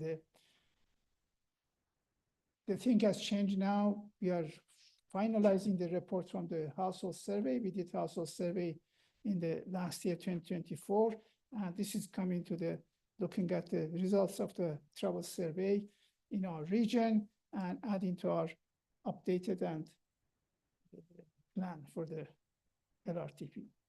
So like similar to last time, we are talking about scenario planning. And usually if you going back to the few years back in the history of planning, usually they look at the present trend and they look at the future, or they look at the risk analysis. They do some what percentage is going to go. But recently they have changed and they look at the scenario and they say, if you want a 2050, what scenario we want to get there? Then we come back and look at the arrow is coming 2025. What we have to do to get there is the best example for the looking at. If you want to go to New York, you decide, to go to New York, then the destination is New York, so you have to go east. If you go west, you're not going to get there. So that kind of things is approach to the planning approach. 4 scenarios like last time, and each scenario we haven't changed much and minor, but just looking at the scenario 1, we are looking at as a maintain. We just allocate in this scenario, all the money to the maintaining the 100% to the maintenance of system. And we look at when we spend money on the maintaining, so the bridge and the payment condition, we are getting to the PCR 80. We are trying to get in this scenario, which is a payment condition rating, 80 from out of 100, then minimum 80 in average. Then the other one is we keep the transit vehicles in a good state in the end of each decade. That's roughly the scenario 1. Scenario 2, we are looking at the status quo and look and say, as we did in the past, more investment in the cars and using the highways. Then if we keep the same status quo to compare with other scenarios. And so we had some interchanges we did last time, 4 interchanges added to the system in the next 25 years. So those are the viable interchange. We are going to add those to this. We have added to this scenario, looking at the arterial and making the arterial the alternative to the highway. As Derek mentioned, traffic signal timing optimization, and we are trying to reduce the bottlenecks is related to what this previous presentation. And also we are trying to reduce the average on this scenario, average auto commute time to major job hubs to 30 minutes. So these are the scenario 3. As name says, transit, we are focusing on the more transit. And looking at although we look at the major capacity projects on this scenario, improving the visionary transit corridors, adding autonomous shuttles to the system, creating walk and bike connection from major transit hubs to major job hubs. These are mainly focused on this scenario on the transit, and implementing the transit agency's future bus BRT plans, and trying to reduce the transit commute time from major job hubs to 45 minutes. And obviously creating walk and bike access from residential area to transit network. The scenario 4 is a total. It's got all this, and almost I'm not going to go through this because it's a repeat of what I just said. Apart from we have more, as you see on the dotted lines, we have got EV charging locations, reducing more the transit time, this time trying to reduce it to 30 minutes rather than 45 minutes on the previous slide, and on the previous scenario, and the auto time to 20 to 30 minutes. And obviously, you can see on the here is a small box showing the blue line. That's the blue highway we showed in blue. This is for the autonomous cars to communicate with the highway. And then when we have about 24% in this scenario, autonomous car, they can go closer to each other and safer. So that's another advanced adaptation of the technology on this scenario. So we have run actually all these scenarios for the 2050. Now we are comparing, and you will see some of the comparison in terms of the performance measures for each scenario. Then, but all the scenarios have got some common projects. For example, safety is common for all of them, regardless of what scenario we are talking about. As I've shown this chart on the others for the last time when we were setting the targets, we are looking at a zero vision for the old scenarios. Therefore, it's going to go down to zero. And then based on that, we are reducing the fatalities, the current fatalities from 150 go down to our region to zero. The serious injuries goes down to same thing with every decades, we go down to zero. And these numbers come from the same previous chart I showed you based on the percentage we discussed to go to get to the zero. So that's the non-motorized from 158 now to goes down to 126, 63, and zero in 2050. Infrastructure, as I mentioned, some scenario, first scenario has got 80. We want to achieve the PCR 80. On the other ones, we want to achieve the 75. Because the scenario one was maintain and put more in the 100% allocating money on the maintaining the safety. On the pavement maintenance cost, these are shows the average 80 and average 75. But there's another one which the software we are using and the model we have developed uses, we call it optimal maintenance rehabilitation. That actually shows we have to do, more maintenance, regular maintenance. Then you can see we get also in the, MNR shows much, less than the other two scenarios.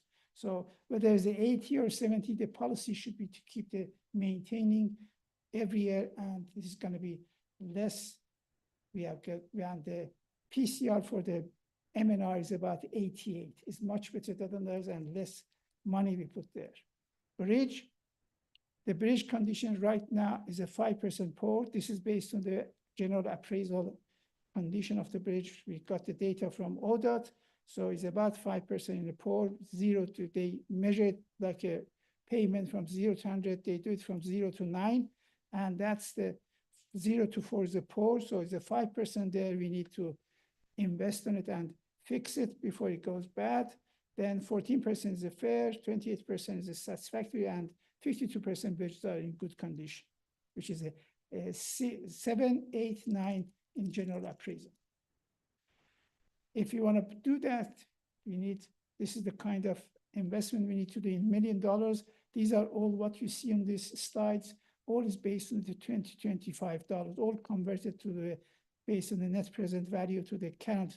So we need 112 million for fixing for this decade, and so on to the total is a 500 million we need to fix all the bridges in the next 25 years. Non-motorized, right now you can see on the box, on the white box on the blue shows how much sidewalk we have got all, in our region, and how much bike facility we have got, about 1,400. Then these are based on what we need to get the full access to transit and pavement sidewalk. So these numbers shows how much, and we have got the Metro Park, County Metro Park study, which is going to finish, and the estimated required for the trial network is about 550 for the 2025 to 2030, and then it goes to 96 for 10 years, for the next 10 years, and another one 108. So almost, if you divide 50 by 5 counties, we are talking about 10 miles trial for each county, and almost about 1 or 2 miles every year to add the trial network. And I think that's achievable during the next 25 years. Freight. Right now, we have got, in terms of one of the important part of the freight is a truck stop or space to park the truck. And right now, the spaces we have got almost about 1,600, 1,700. So if we go, depends on how much the target is in terms of the 50 space per 100,000 daily VMT. These are the FHWA criteria. We looked at this and see how much we need. So you can see if you go higher and if you need 100 space for the 100,000 daily VMT, we need, about 3,500, but almost annual required truck space about 30 in the next 25 years to get about 68 space for the 100,000 VMT, daily VMT. Then we look at the percentage. One interesting is that right now the truck percentage is about 7.776 is the total of the traffic. And then if you go to if you see that II, EI, those are internal to internal, internal to external, and external to internal trips, truck trips. And the external to external, that's the last part is important. Right now, is it 19% is it true traffic, truck traffic in our region, but that's going to go to 28%, which is important to invest on this kind of, providing service to the true traffic in our region. So based on this, you can see about 6, 7 slides here, and we analyze all these percentages and all these numbers and see where are the primary and secondary routes for the truck. Now, when we say major primary route, the definition again is this should carry high volumes of the truck traffic, connects the key origins and destinations, accommodate truck of the various sizes, and serves as a primary delivery routes, and also align with the appropriate road classification. So based on this, the map you see on the screen is the primary, the red one, and secondary for the truck in the next 25 years. And that's basically those 28%, probably the one you see in the red one, turnpike, is important. And we have to keep going to reduce the crashes, because any crashes, if the average, the crash is about, when happens, delay to truck is about 28, 29 minutes. And that 29 impacts not only, the delay in the economic is different to the delay to us, delay to the truck is a delay and on the economic side of the country. So then other one, which is different to the previous plan we had, is recently the ODOT has developed a software which they gave us, and we used it for looking at in terms of safety, in terms of some of this rail is a part of the modes of for the truck, for the goods movement. So we can look at the grade crossing, and those are about 474 location in our region. And based on depends on how we motorize, and there's name of the consultant work on this is CPC strain. Then they have developed this method of the multi-criteria measure to score and we extracted to show you here the first top 10 for the motorized and non-motorized, because it's different. The motorized has got, in different urban areas is more motorized, non-motorized, and the rural area more motorized. So they have got 4 factors. You can see how important is to public redundancy, if people can use another route to go through this grade crossing, not to get delay, and the delay to road user, and the safety. Based on all this, we have this prioritized all 474 in our region. Now we come to the more traffic-oriented, and we look at the accessibility and mobility.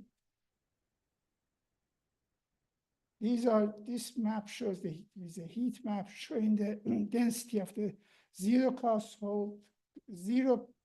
car household and the general household density. You can see the color is different because the different density here, but that's a zero.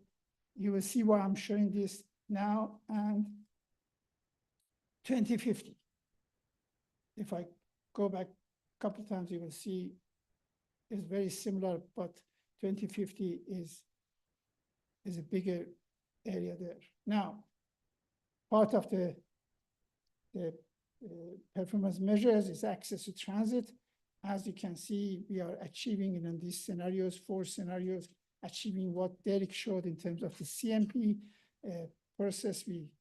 So in the number of job, for example, percentage of the job with a 15 minutes walk is about 81% on the scenario 4, because we have got the extensive, if you remember, I showed you the scenario 4 with a more extended BRT lines. So that's 81%. Then is from population percent, it goes to from 61 goes to 68 from scenario 1 to scenario 4. Annual transit ridership on each scenario, it shows from 22 to goes to 37 and 38 million trips. Then population percent in a 5 miles drive. Again, we have got 2 measures. One is a walk, one is a drive. So is almost the same. Again, but the scenario 4 is better, a little bit. Same thing with when we talk about single occupancy. These are, again, is similar to what you saw in the previous presentation. VMT, we are trying to reduce the VMT in each scenario. Again, it goes from 7,600 down to 7,300, about 5% less on the scenarios. Then we talk about delay on different scenarios. These are, I'm showing some of the selected performance measures for each scenario to comparison. And you can see almost in all of them, you know, apart from principal, the scenario 4 and 3 is better than the other 2 other scenarios. Access to, in terms of work commute time, I mentioned in my scenario, we are trying to get the 30 and 45 minutes in average to get from home to work. And that's, you know, as you see from auto, is 29, which the target was 30. Then here we are achieving about 40, 38, that kind of things. And if you see, okay, on the transit walk access, the scenario 3 and 4 higher because of the, we are covering more people. That's why although it's higher than this, we are investing on transit, but that's because it's covered much more. As you saw, this 81% is accessible to the transit. Zero car households, similar, you can see transit because of those extended BRT on the scenario 4. Yeah, but better results on the old modes. One performance measures FHW would like us to look at the plan. That's this called between the 80th percentile divided by 50 percentiles. And for the traffic travel time reliability, 95% to 50 percentile. As you can see, these should be less than 1.5. On the cars, we are okay, but on the truck, we have to work on this and we have to bring it down to about 1.5. Future technology, as I mentioned, the 3 scenarios don't have the autonomous cars, but on the scenario 4, we assume the 24%. And I mentioned the network for the highway network to use this kind of, this kind of cars can communicate with the roads. The other EV charging is the other one in terms of technology. And we had some forecast last time, but we updated based on the new data. right now, based on 2023, the Department of Energy says we registered 8,012 EVs, electric vehicles in our region. So based on that, we updated our data and our approach. So you can see, if you look at our previous 4 years ago, we expected something for we estimated for the 2030, about 28,000 vehicle cars, but based on what I just showed the slide, it goes to 49,000, and it goes finally to 2050, it goes to over 250,000 electric vehicle. For this, we have to invest on the supporting this electric cars and the chargers. L2 is a workplace chargers. These are, again, planned for the next 25 years. Again, it's different from the 4 years ago, because 4 years ago, we have now, I've got experience of the installing and basically implementing this, and we reduced it because it takes time to install this kind of things. DCFC fast charging. The difference between these two is the L2, probably L2 takes about 5-6 hours to get the full charge. In this one takes about 45 minutes, 30 minutes to 45 minutes. This slide shows how much we need in terms of the budget for the next 25 years, in terms of the supporting the system for the chargers.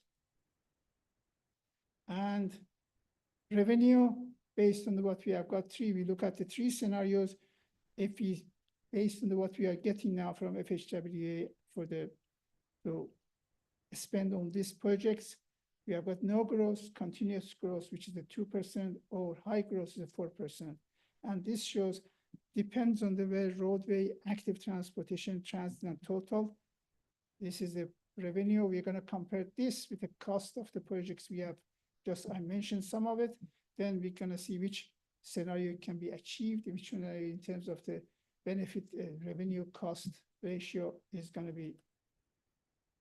Okay, I didn't get a speeding ticket and I did it in 25 minutes. Any questions? Any questions? So what do we do with this data? I'm sorry to review all this in advance, but so you have 4 scenarios. As I said, we are gonna.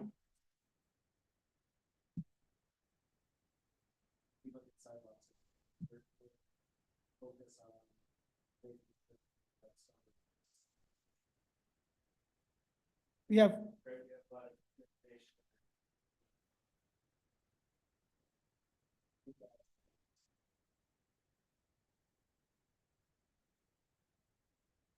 These are the highlights of the plan, but when it goes to plan, we have got identified where we need it. For example, you mentioned non-motorized access transit.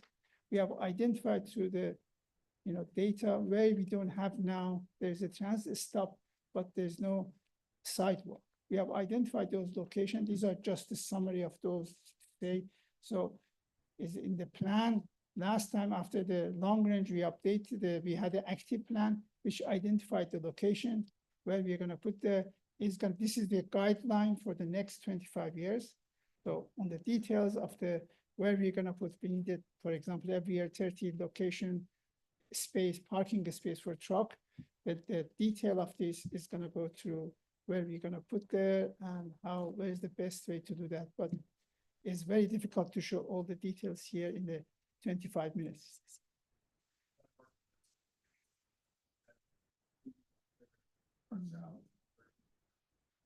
Safety, truck routes. We have got now next few months based on this study and the update, every community, 85, 86 communities is going to get the safety reports.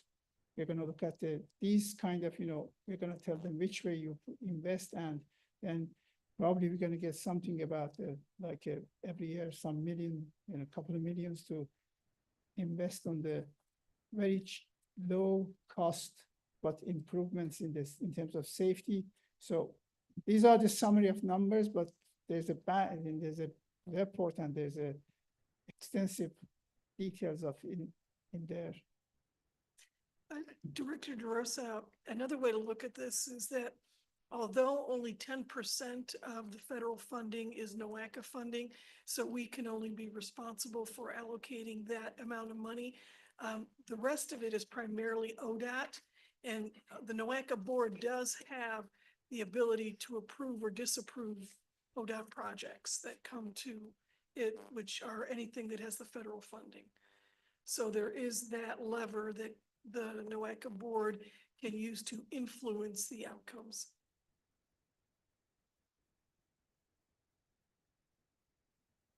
We don't have it now, we don't have much, any interchange, but last time we had identified 4 interchanges for the, based on the policy, and it's not planned, so it's getting done like that one Derek mentioned about DDI it was, last time was not planned, is now implemented. The next one, Granger, Jackson, all this is gradually in the next 10 years is based on the previous plan is being implemented. And I also want to say that although we do have levers that we can use to influence, even stronger is collaboration with not only ODOT, but with the community. So collaboration with, which we are doing on many levels and on many projects. So collaborating with ODOT, with the communities to try and get to this outcome. And I think another way that really is important for us to think about is really making this plan known, not just, preparing it and using it for within NOACA purposes, but really getting it out there and having people understand what the objectives are, what the goals are, and how we expect to see the future. All right. Thank you, Dr. Makarachi. Thank you. Item 8, reports and updates. We have any updates on that? It's in the packet, yep. Old business, is there any old business to discuss today? Hearing none. New business, is there any new business that would like to be presented today? If not, can I have a motion to adjourn? Second? All in favor? Any opposed? Meeting is adjourned. Thank you. Thank See you on June 20th. Thank you all for attending.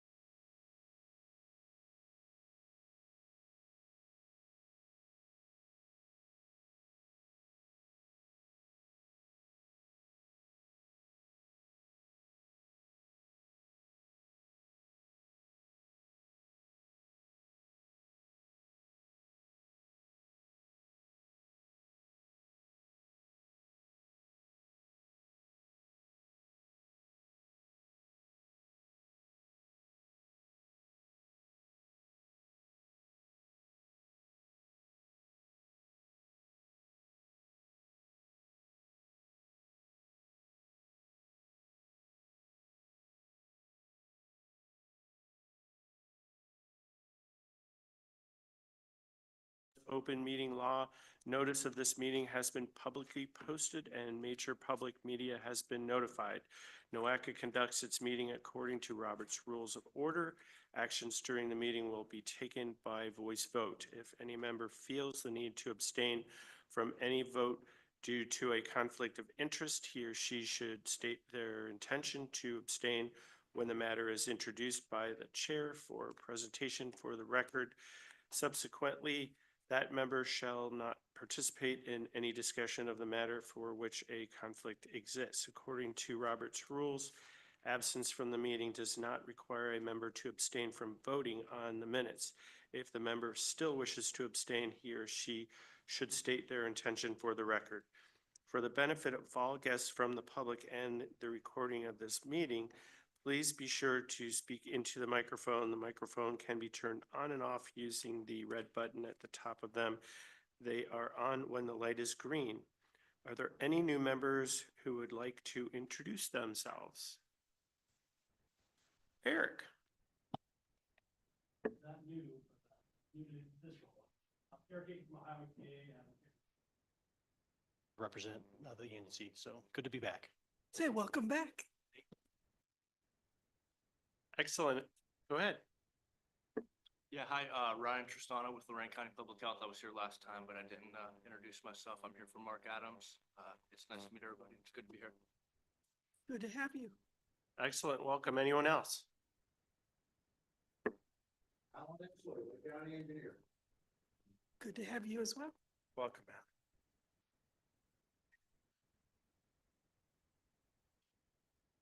Okay, good to have you. Laura Weber, I think you have a name of a former soap opera actress or character, I should say. Yes, General Hospital. I used to watch it all the time. And just another reminder, when you're speaking, make sure to use the microphone. Okay, now for the meeting minutes from December 20th, 2024. Any corrections or additions? Can I have a motion to approve? Excellent, thank you. I'll move. Second? Thanks, Bob. All in favor? Aye. Any opposed? Hearing none, the motion is approved. Next is public comments on agenda items. Has anyone signed in to speak today? No. Then hearing none, we will move forward to the next agenda item, which is the chair's report, executive director's report. Is there an executive director's report? There is not, but just thank you for attending the meeting. Excellent. Thank you, Grace. Oh, there was an announcement. I was told there was not an announcement for this one.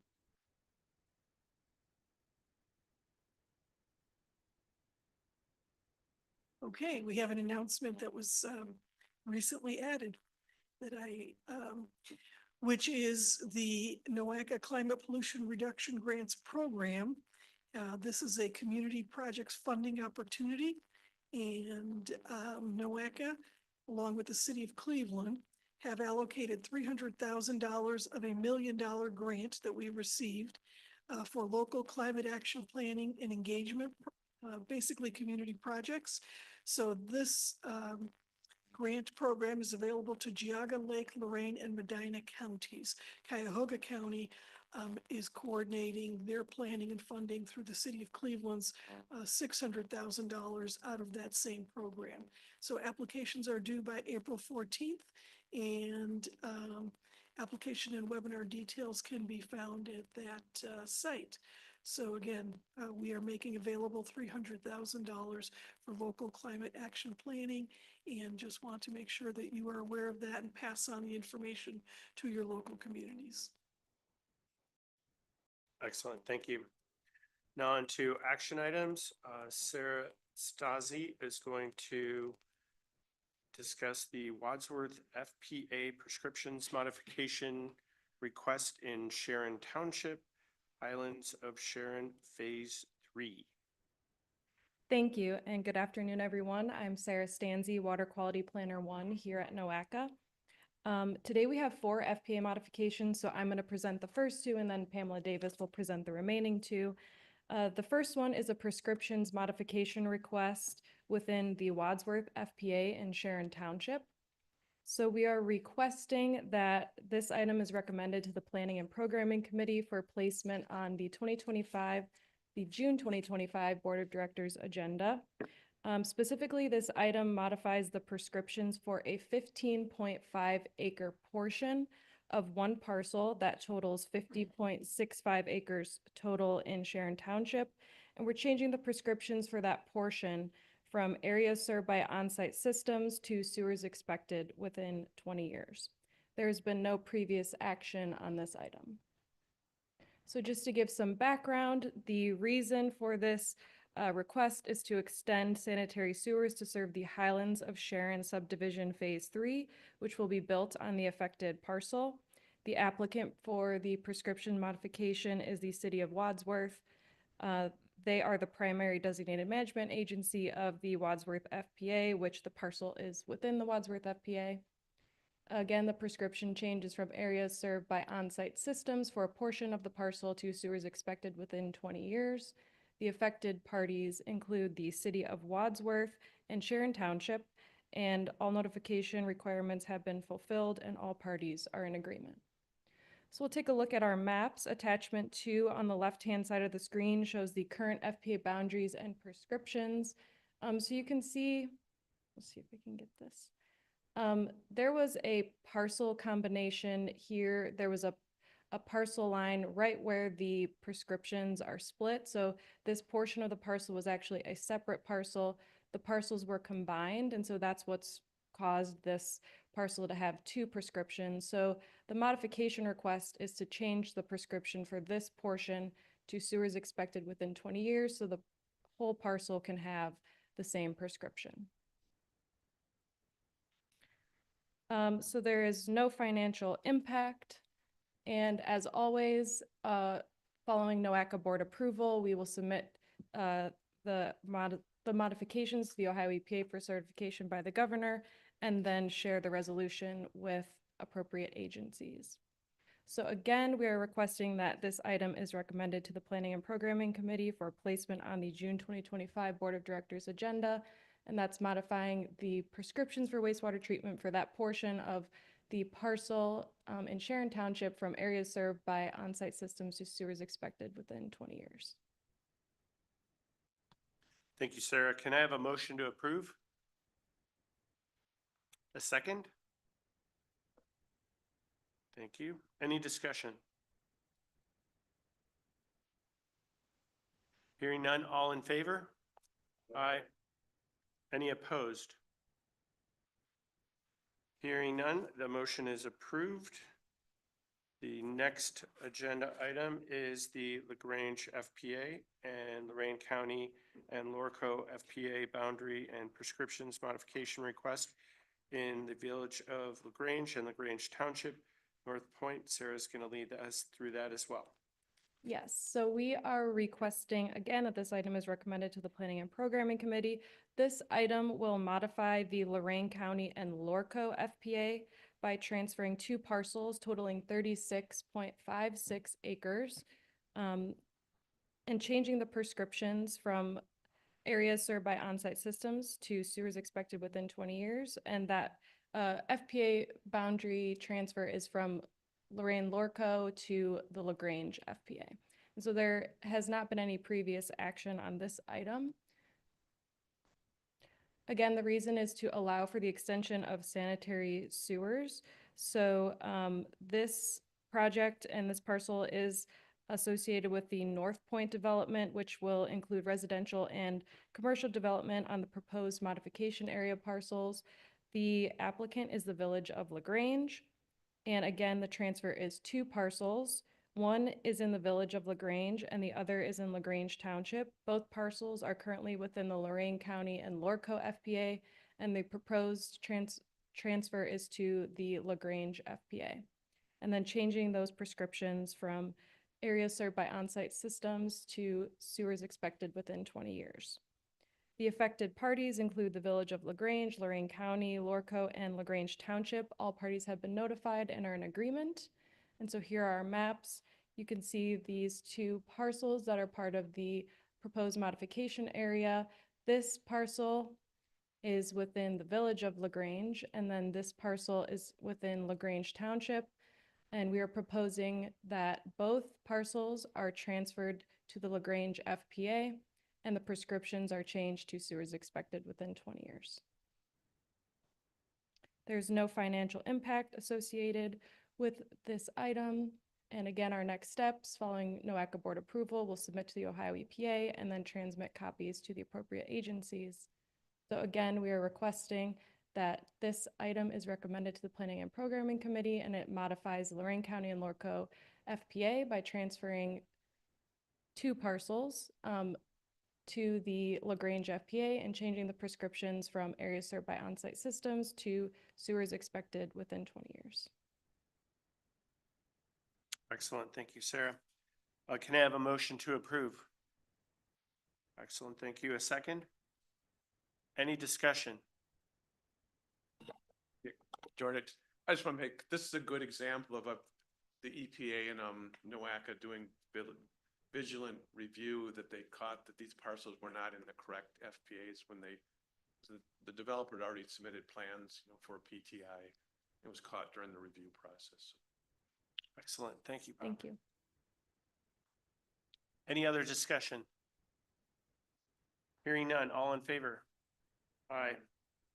Any opposed? Hearing none, the motion is approved. Thanks again, Sarah.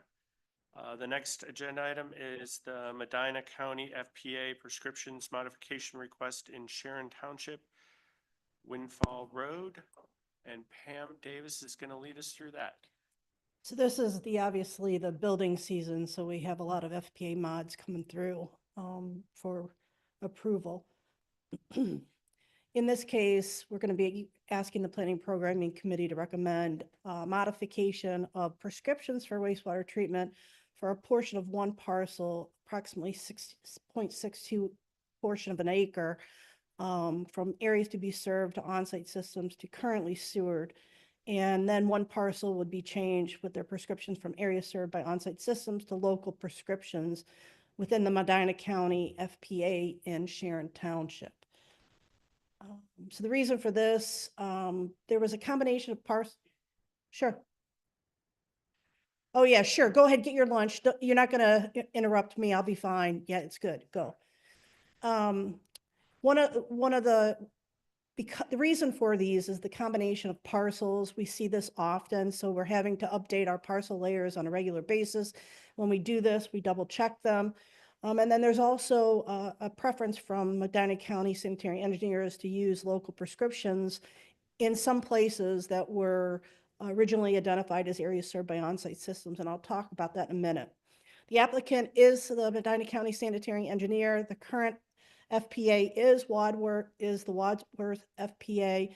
Again, we're going to change a portion of a parcel from areas served by on-site to currently sewered, and then change an entire parcel of 2 acres to areas served by on-site to local prescriptions. And so Sharon Township is the party that's affected. We've notified them. They've been notified they're in agreement. All parties are in agreement. So if you see, again, we use this hatch. Again, the parcel combination, Sarah kind of illustrated this on her other one. So this is going to be changed to currently sewered because there's a sewer line that comes down here and there's a stub. And so the proposed is currently sewered because it's already sewered. And then this parcel will become local prescriptions, where local prescriptions in Medina County require the township to be in agreement for tie-in. So the blue up here is just the sewer, and then there's a local one here that I did not have a layer for. There is no financial impact. As our process, we'll notify everyone. Again, it's to change that portion of a parcel when the combination happened, and then from areas served by on-site to currently sewered, and then the other parcel to areas served by on-sites to local prescriptions. And Jeremy was the application. His staff, Ben Romaine, thank you, was the applicant. Excellent. Thank you, Pam. Can I have a motion to approve? Thank you, Jeremy. A second. Thank you. Any discussion? Go ahead, Eric. Just curious if there was conversation to include the other on-site areas along that road into local prescription. I'm assuming you're going to be running the line down Windfall Road. Is that not? There is no line on Okay. Windfall. It is a private lateral coming from the northern parcel there. Okay. And the same property owner owns both. Gotcha. Future house down there, so they're gonna share a lateral connection to the line. Yeah, we also asked the question of, well, if we're changing this prescription to local, why not change these? And it was the private lateral was the delineation. Makes sense. Usually you go down the road for it, but if it's a private lateral, yeah, that makes sense. Thank you. That's a great question. It's a great addition. I should have included that.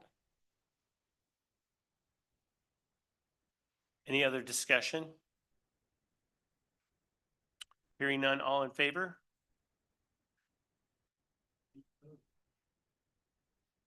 Hearing none, the motion is approved. Should we take a moment so people can get their lunch? Sure, Okay. please, thank you.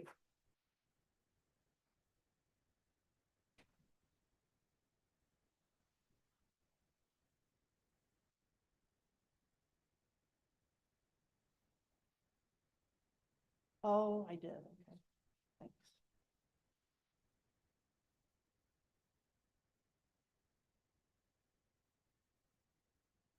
Yes, I made a mistake. Mr. Chairman, Yes? when we come back, I think we just need to be clear that it was not Wadsworth FPA, it was Medina County FPA. Okay. But all parties are in agreement. Okay, thank you. My mistake on the map.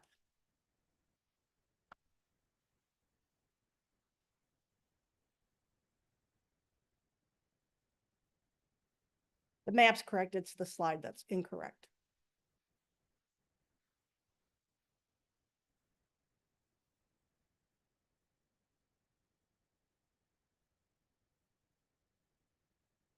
Oopsie.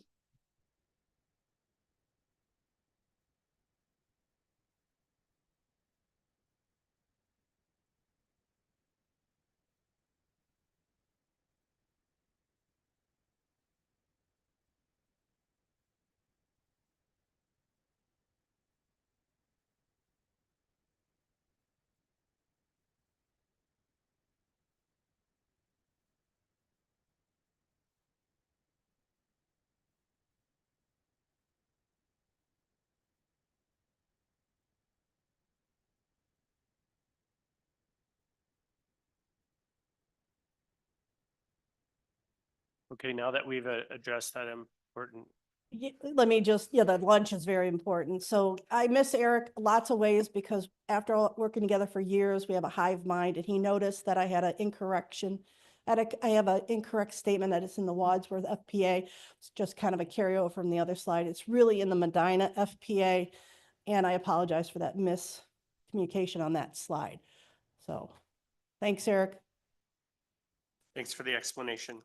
Our next agenda item is the Avon Lake Lorco Phase 1 FPA and French Creek FPA boundary and prescriptions modification request in North Ridgeville, Burns Road. Pam's going to lead us through that as well.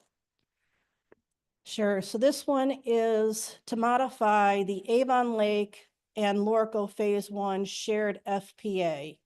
It also is a modification to the French Creek FPA, which is operated, the primary designated management agency is North Ridgeville.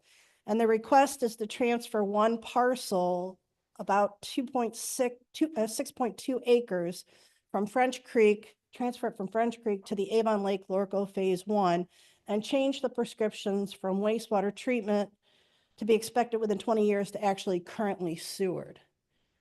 This one is kind of unique in that when the Lorco Phase 1 FPA was set up, they negotiated, Lorco negotiated with the property owners within this area to run the force main. And in this property owner's case, the property owner negotiated for a free tap-in fee to the force main in exchange for the easement. So that was in lieu of payment. Property is going, the intent is from the property owners to subdivide it to maybe 2 or 3 parcels, with the parent parcel remaining as an on-site system, but the sewer would connect the subdivided lots. So it's again transferring the application. The applicant is actually the Lorraine County Rural Wastewater Authority, LORCO.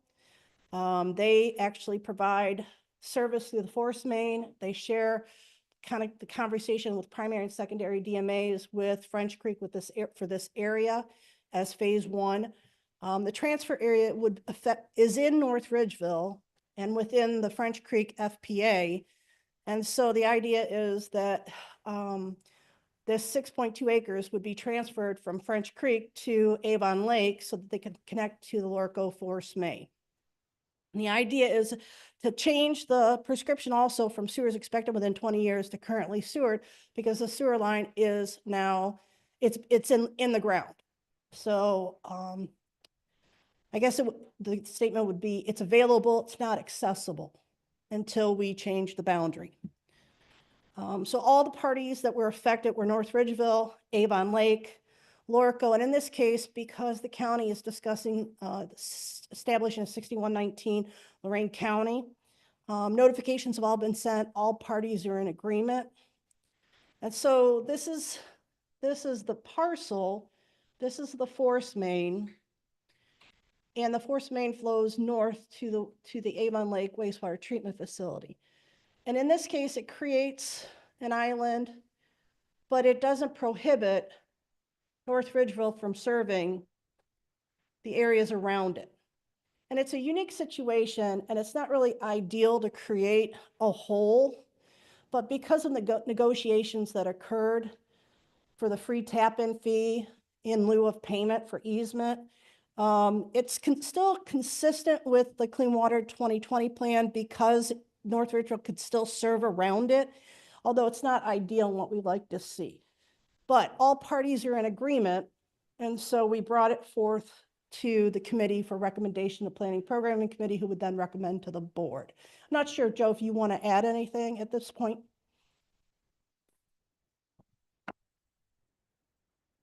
Mr. Chair.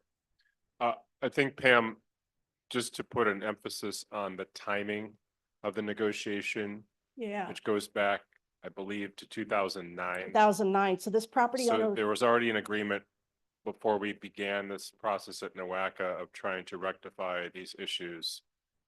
And that's why we propose moving forward with this. Yeah.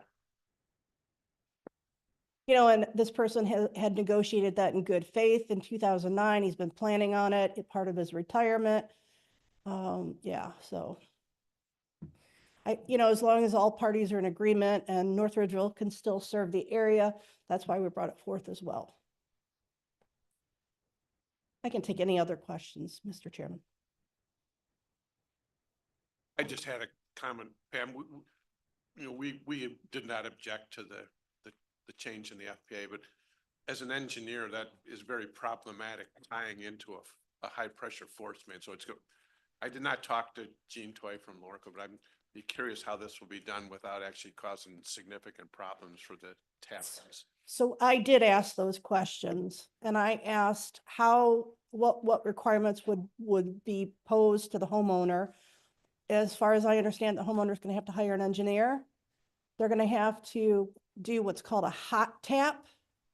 For those engineers, what I understand is it's still flowing. They got to go in and connect while it's still flowing.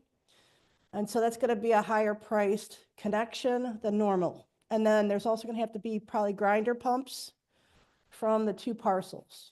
So that's up to the engineers, right? Yeah, it's not the hot tap that's the problem, because we do that all the time on water lines. Okay.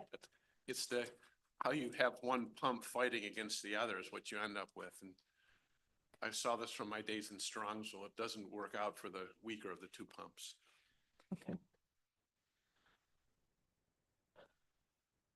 Thanks, Tim. I have 2 quick questions. I feel in past presentations when we've been reassigning some of the prescriptions, you've noted not wanting to have a hole, or, you know, sort of an island of FPA. Is there any reason, I'm seeing a sliver between the yellow and orangish areas that you wouldn't just connect those and make oh wait, that's, Right sorry, there. that is French Creek and Elyria, not right? Is that? Yeah, so Illyria's sanitary sewers are not available. Okay, They're not even close. got it. This is the only sewer that's available for this parcel. Understood. Thank you. And then my second question, just for edification on the process, when you note that all parties are notified in an agreement, is there a formal process for the agreement where they're all signing off and saying, yes, So- we're on board, as Robert just mentioned? In your packet, there are sign-off forms or letters of support.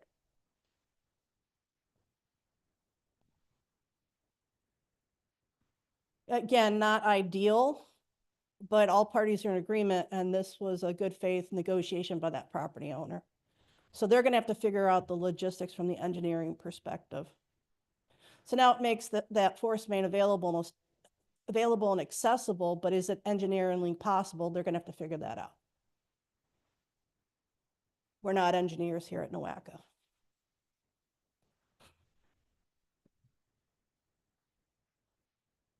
Can I have a motion to approve? Thank you. Can I have a second? Thank you. Any other discussion? Go right ahead, Eric. Just a comment,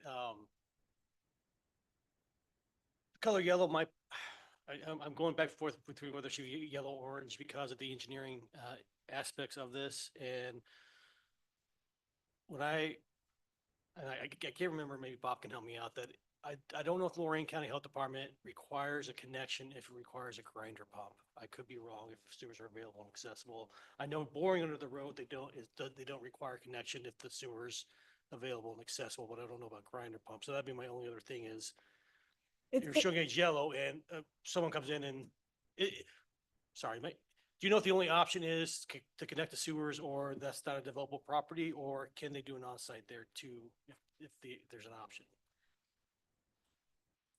So I did not explore the on-site system because the application in front of us. What I do understand from Lorco is that as a 6119, they passed a resolution that requires certain engineering components for the property owner to actually have to engineer and pay for as part of their tap-in process.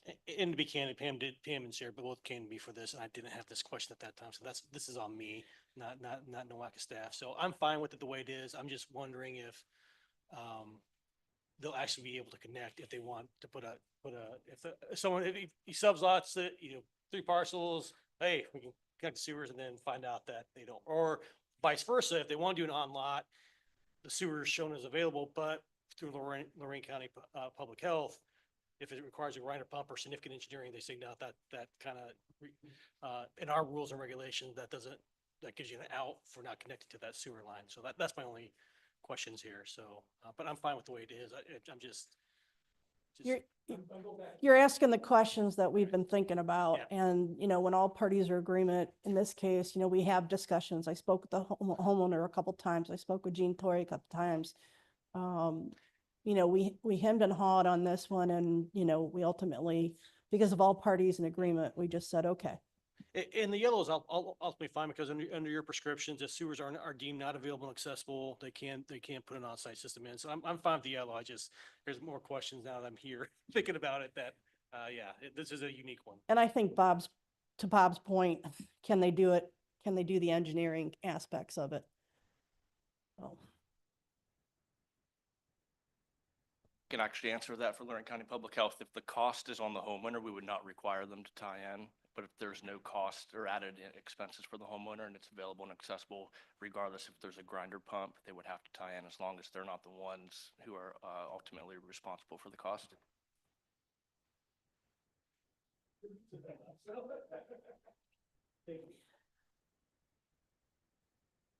Any other discussion? All in favor? Aye. Any opposed?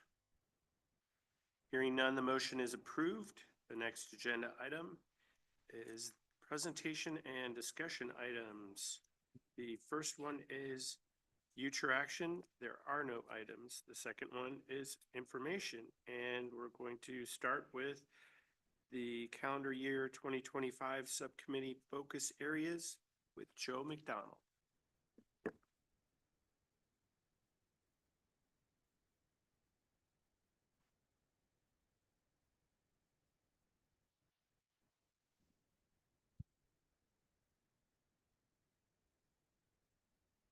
Good afternoon.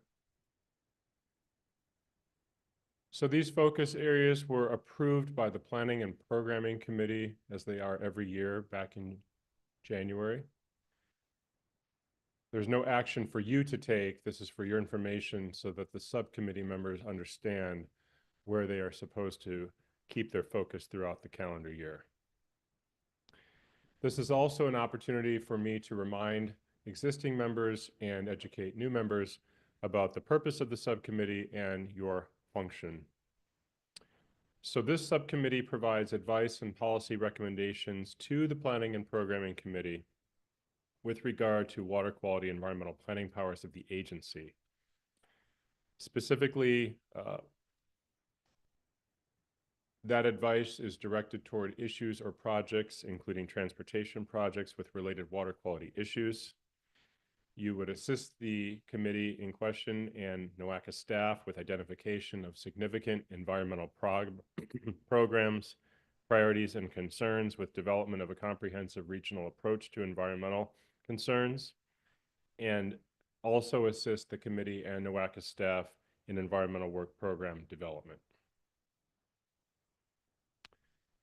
The focus areas for last year in 2024 were water quality strategic plan recommendations. That is the water quality strategic plan approved by the board in 2023. Our Clean Water 2020 plan maintenance and implementation, Pam just alluded to Clean Water 2020. Permit to install reviews, facility planning area boundary and prescription modifications. We just spent a good deal of time on all of that. Non-point source implementation strategy planning, and nutrient reduction technical support. Many of those will remain for this year, but we are also going to specifically call out nutrient reduction efforts and also to review development impact policies and strategies. NOACA does have a development impact policy, which is part of facility planning area boundary prescription modification review, and we want to go back and revisit that to make sure that we're being as effective as possible with our review of projects that come before us. We will tailor our agendas and our materials for the subcommittee meeting to those focus areas, and I'm happy to take any questions. Thanks, Joe. Just a quick comment. I am very excited to see the development impact policy piece on the agenda, and I just want to offer Cuyahoga Soil and Water is here as a resource. However, we can help support some of that and get that as our guiding focus as we move forward in this work. So thank you. Thank you. Any other questions or discussion? Thank you, Joe. And then the next item is the NOACA Water Quality Program update with Pam and Sarah. Thanks, Joe. So we're gonna team this up. I'll start and then I'll hand it over to Sarah, and then she'll close out the old business presentation items. We try to provide an update every quarter to let you know what we're working on and where we're going in the next quarter. We participated in a webinar that was hosted by the Ohio Stormwater Association. I don't know if anybody else participated in it, but I thought it was a really good example to bring to you, like a suggestion. Many of you know John Pryor. He used to be with ODNR and Ohio EPA. He's with ODOT, and ODOT has turned around their ability to manage stormwater. And through the Stormwater Association, they have a resource library that's really beneficial for communities that are considered municipal storm sewer system MS4 communities. And you can search by, when you're an MS4, you have to have minimum control measures, the six minimum control measures, you have to have best management practices, you have to update your stormwater management plan. A lot of focus on the new MS4 permit has been about pollutants of concern or TMDL pollutants. And so there's all kinds of materials in this library if you haven't had a chance to review it. I thought I'd share that with you because I found it very interesting and useful. As always, we continue to support the areas of concern in our region, the Black River and the Cuyahoga. We participated in the Black Rivers Advisory Committee on the 11th of February. Again, only 3 beneficial uses impairments remaining. Really no highlights there. They're just continuing progress and implementation of projects with the city of Lorraine along the Black River. What's of interest, though, is the Chagrin River Watershed Partners has received a 319 grant from Ohio EPA. And part of that grant process, they'll be undertaking non-point source implementation strategy plans or NPSIS plans for 2 Huck 12 subwatersheds in the Black River. So Huck 12 watersheds are kind of a USGS delineation of drill down into a subwatershed, very specific to 25 to 45 to 50 square miles drainage area. And the idea is when you look at these NPSIS plans, you actually go through and you understand the backgrounds of the stream, what are the local natural conditions, what are the pollutants of concern, what are the contributing sources, and then you think about critical areas where you'll have strategic action that actually get costed out potentially into projects that will be eligible for funding through the 319 grant program. So they're going to be focused on the Black River, which is Jackson Ditch, East Branch Black River, and then the Lower West Branch Black River.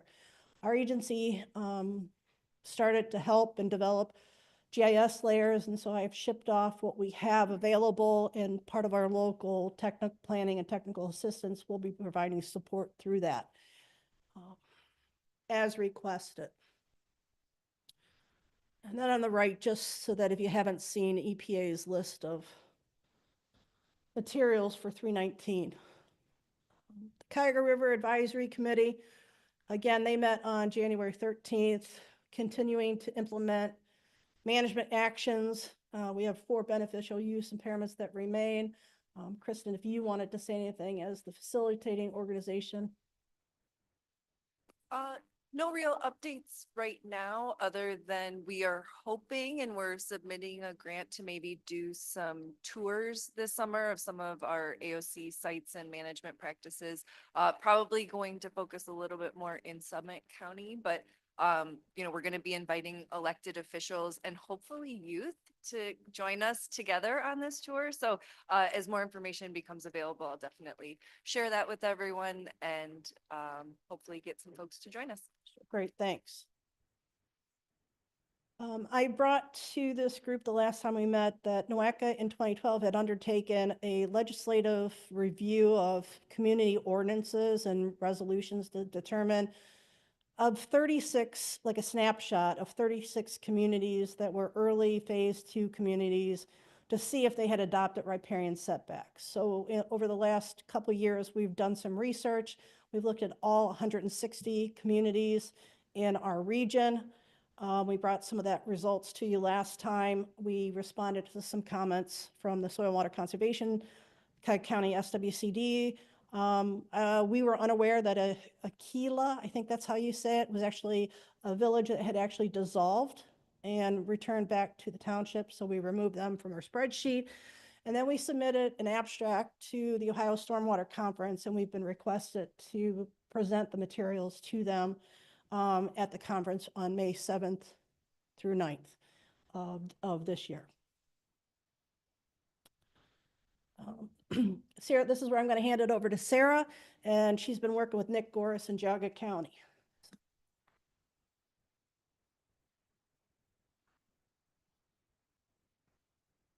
Thank you, Pam. So as Pam mentioned, we've been working with Geauga County Department of Water Resources on the Geauga County 5-year update of the facility planning area boundaries and prescriptions. So we started this update in January of 2025, and we've just been doing some initial update mapping, aligning the FPA boundaries to parcel lines, aligning the prescriptions to parcel lines, and then updating prescriptions to reflect current conditions. And so for the Cuyahoga County 5-year update, we found that the boundaries needed more work than the prescriptions. In this case with Geauga County, we're finding that the FPA boundaries are pretty solid, but we're focusing in more on our prescriptions. So something that has been really amazing for the efficiency of this process is that GCDWR has and continues to do research relating to their FPA boundaries and prescriptions for each parcel within their FPA and service area. And so they have shared spreadsheets for each jurisdiction, tracking the current prescriptions for parcels and any proposed updates for the 5-year review. There are 17 spreadsheets total, and NOACA has worked through 8 of them, or through 8 jurisdictions, and so we're still working through those and meeting with GCDWR weekly. And so I just wanted to give an example of one of those spreadsheets. This is from Chester Township. So these spreadsheets include the parcel ID, the address, the FPA, the current prescription, the year that that prescription was approved, and then the 2025 prescription update column showing where we need to make our updates and edits. And so I go through all of these tables. I review all of the parcels in each jurisdiction, not just the ones included in the prescription update, just to make sure there are no discrepancies. And then when we meet, we review any updates or any discrepancies or any other items we need to discuss about the map. So I'm just going to go through some examples of some of the updates that we've done so far. So this is an example of a realignment. So as you can see, the FPA boundary and prescriptions are not aligned to the parcels in this map on the left. And so after we've done our editing, we've aligned the FPA boundaries and prescriptions so that they follow the parcel lines neatly. This is an example of an FPA and prescription modification. So GCDWR has worked with Burton Village, and they actually discovered that a sewer on Rapids Road actually extends farther down than they thought. So these 2 parcels should actually be transferred to the Burton FPA because they are currently sewered. And then we're proposing that the prescriptions would be changed to currently sewered. Oh yeah, Eric. I'll just point out, that's why when I'm here and they're continuing, we don't like the FPA boundaries along road center line, because if that were to come down there, they do not require PTI to connect for lateral to Ohio EPA, so that would not be caught up in the PTI review process. So if you said, so if on the map on the left, that line came down, and when those homeowners went to go get connection, they didn't need PTI, so they could connect even though they weren't technically in the right facility planning area to that connection. So again, that's why, since, last decade or so, we've been trying to get those as much as possible, those FPA boundaries off the road lines when practical. Yeah, thank you for that point, Eric. Then we have another example of kind of just a prescription update. So this map on the left shows an area that these prescriptions were actually established by a NOACA board resolution, resolution 2019-035. And this area was obviously planned for residential development. Since then, the sewers and infrastructure has been constructed, and so now all of these parcels are currently sewered, so we're just updating the prescriptions in this case. We also have an example where projects or plans did not come to fruition. So this is an area that, I think these prescriptions were approved in 2007. There may have been some plans here for residential, commercial, industrial uses, but that infrastructure has not been extended, and there's no plans to extend to this area. So in an effort to keep our prescriptions current as required by Clean Water 2020, we're proposing to change the prescriptions to no sewer service or areas served by on-site systems. So our Geauga County 5-year review update is going well at GCDWR, but we're also meeting with the Remaining primary DMAs, there's 6 other primary DMAs that we're going to meet with for a kickoff meeting on April 2nd via Zoom. And so we will be meeting with those primary DMAs, NOACA staff, and we're just going to be discussing our 5-year update. We're going to provide an overview of Clean Water 2020 and NOACA's 208 planning role, and then just our 5-year update process. So that's kind of the status of where we are with our 5-year update. I want to move now to our Clean Water 2020 updates. So NOACA Water Quality Planning staff continues to review PTIs weekly. We receive those from Ohio EPA, and we create consistency review maps when needed. So since our last Water Quality Subcommittee meeting, we have prepared 4 consistency review maps, and we have reviewed 21 permits to install. And then we've also drafted our fiscal year 2026 scopes of work, and we have submitted those to the Ohio EPA. So we are working on our contracts. And for our fiscal year 26 funding for the tip bud contract, $75,000 has been appropriated. And then for our 604B contract, $107,314 have been appropriated. And so our Ohio EPA contracts and our local water quality planning dues fund this work. And we will continue to provide you with updates on our water quality program. Excellent. Thank you, Sarah.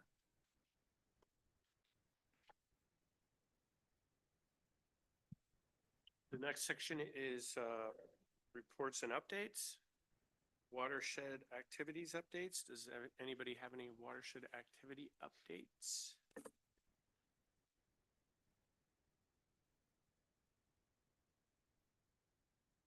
So the Northeast Ohio Regional Sewer District recently updated their Title III and Title IV Code of Regulations. And with those updates, they required community compliance plans. So the sewer district has 62 member communities that are tributary to us. They own and operate over 3,000 miles of their local sewers. And so it's important for us to work with our member communities to ensure that their sewer system is working well. So these compliance plans, for the first time ever, will have our member communities identify their priorities in addressing water quality issues within their system so that we can better assist them in getting these issues addressed and help funding them. So I just wanted to share that with the group. Excellent. Thanks, Jeff. Any other updates? Hearing, oh, go right ahead. Just want to let you know that on the 18th, earlier this week, the US EPA Region 5 acting administrator signed off on the calendar year 2023 208 plan updates, which include several from NOACA. So those are now official in the state 208 plan. So appreciate the staff's help in working, getting all those updates together. Our calendar year 2024 has also been submitted. Again, thank you to the staff for that. Great work. We're in the process of getting those ready for public notice and certification. So thank you. Thanks, Eric. Any other watershed updates? Hearing none, we'll move on to old business board action. The Lorain County FPA and NERSD Southwest FPA boundary and prescription modification request, South Marks Road, Columbiana Township. Sarah's going to lead us through that. Yes, so the board met last Friday, March 14th, 2025, and approved 2 resolutions. Resolution 2025-016, that was the Lorain County FPA and NERSD Southwest FPA boundary and prescription modification request. That was on South Marks Road in Columbia Township. And then Resolution 2025-017, the Bedford Heights FPA boundary modification request in the no planning area in the village of Orange. So just to kind of go over those again, this was the request in Columbia Township. So transferring these 3 parcels from the Lorain County FPA to the NERSD Southwest FPA and changing the prescriptions to sewers expected within 20 years. And then this was the FPA boundary in the village of Orange, the modification request. So these parcels were part of the no planning area in the village of Orange. And so we were proposing to transfer those to the Bedford Heights FPA. That resolution was also adopted. Any Excellent. Thank you questions? for those updates. Yep, thank you. Next item is new business. Is there any new business?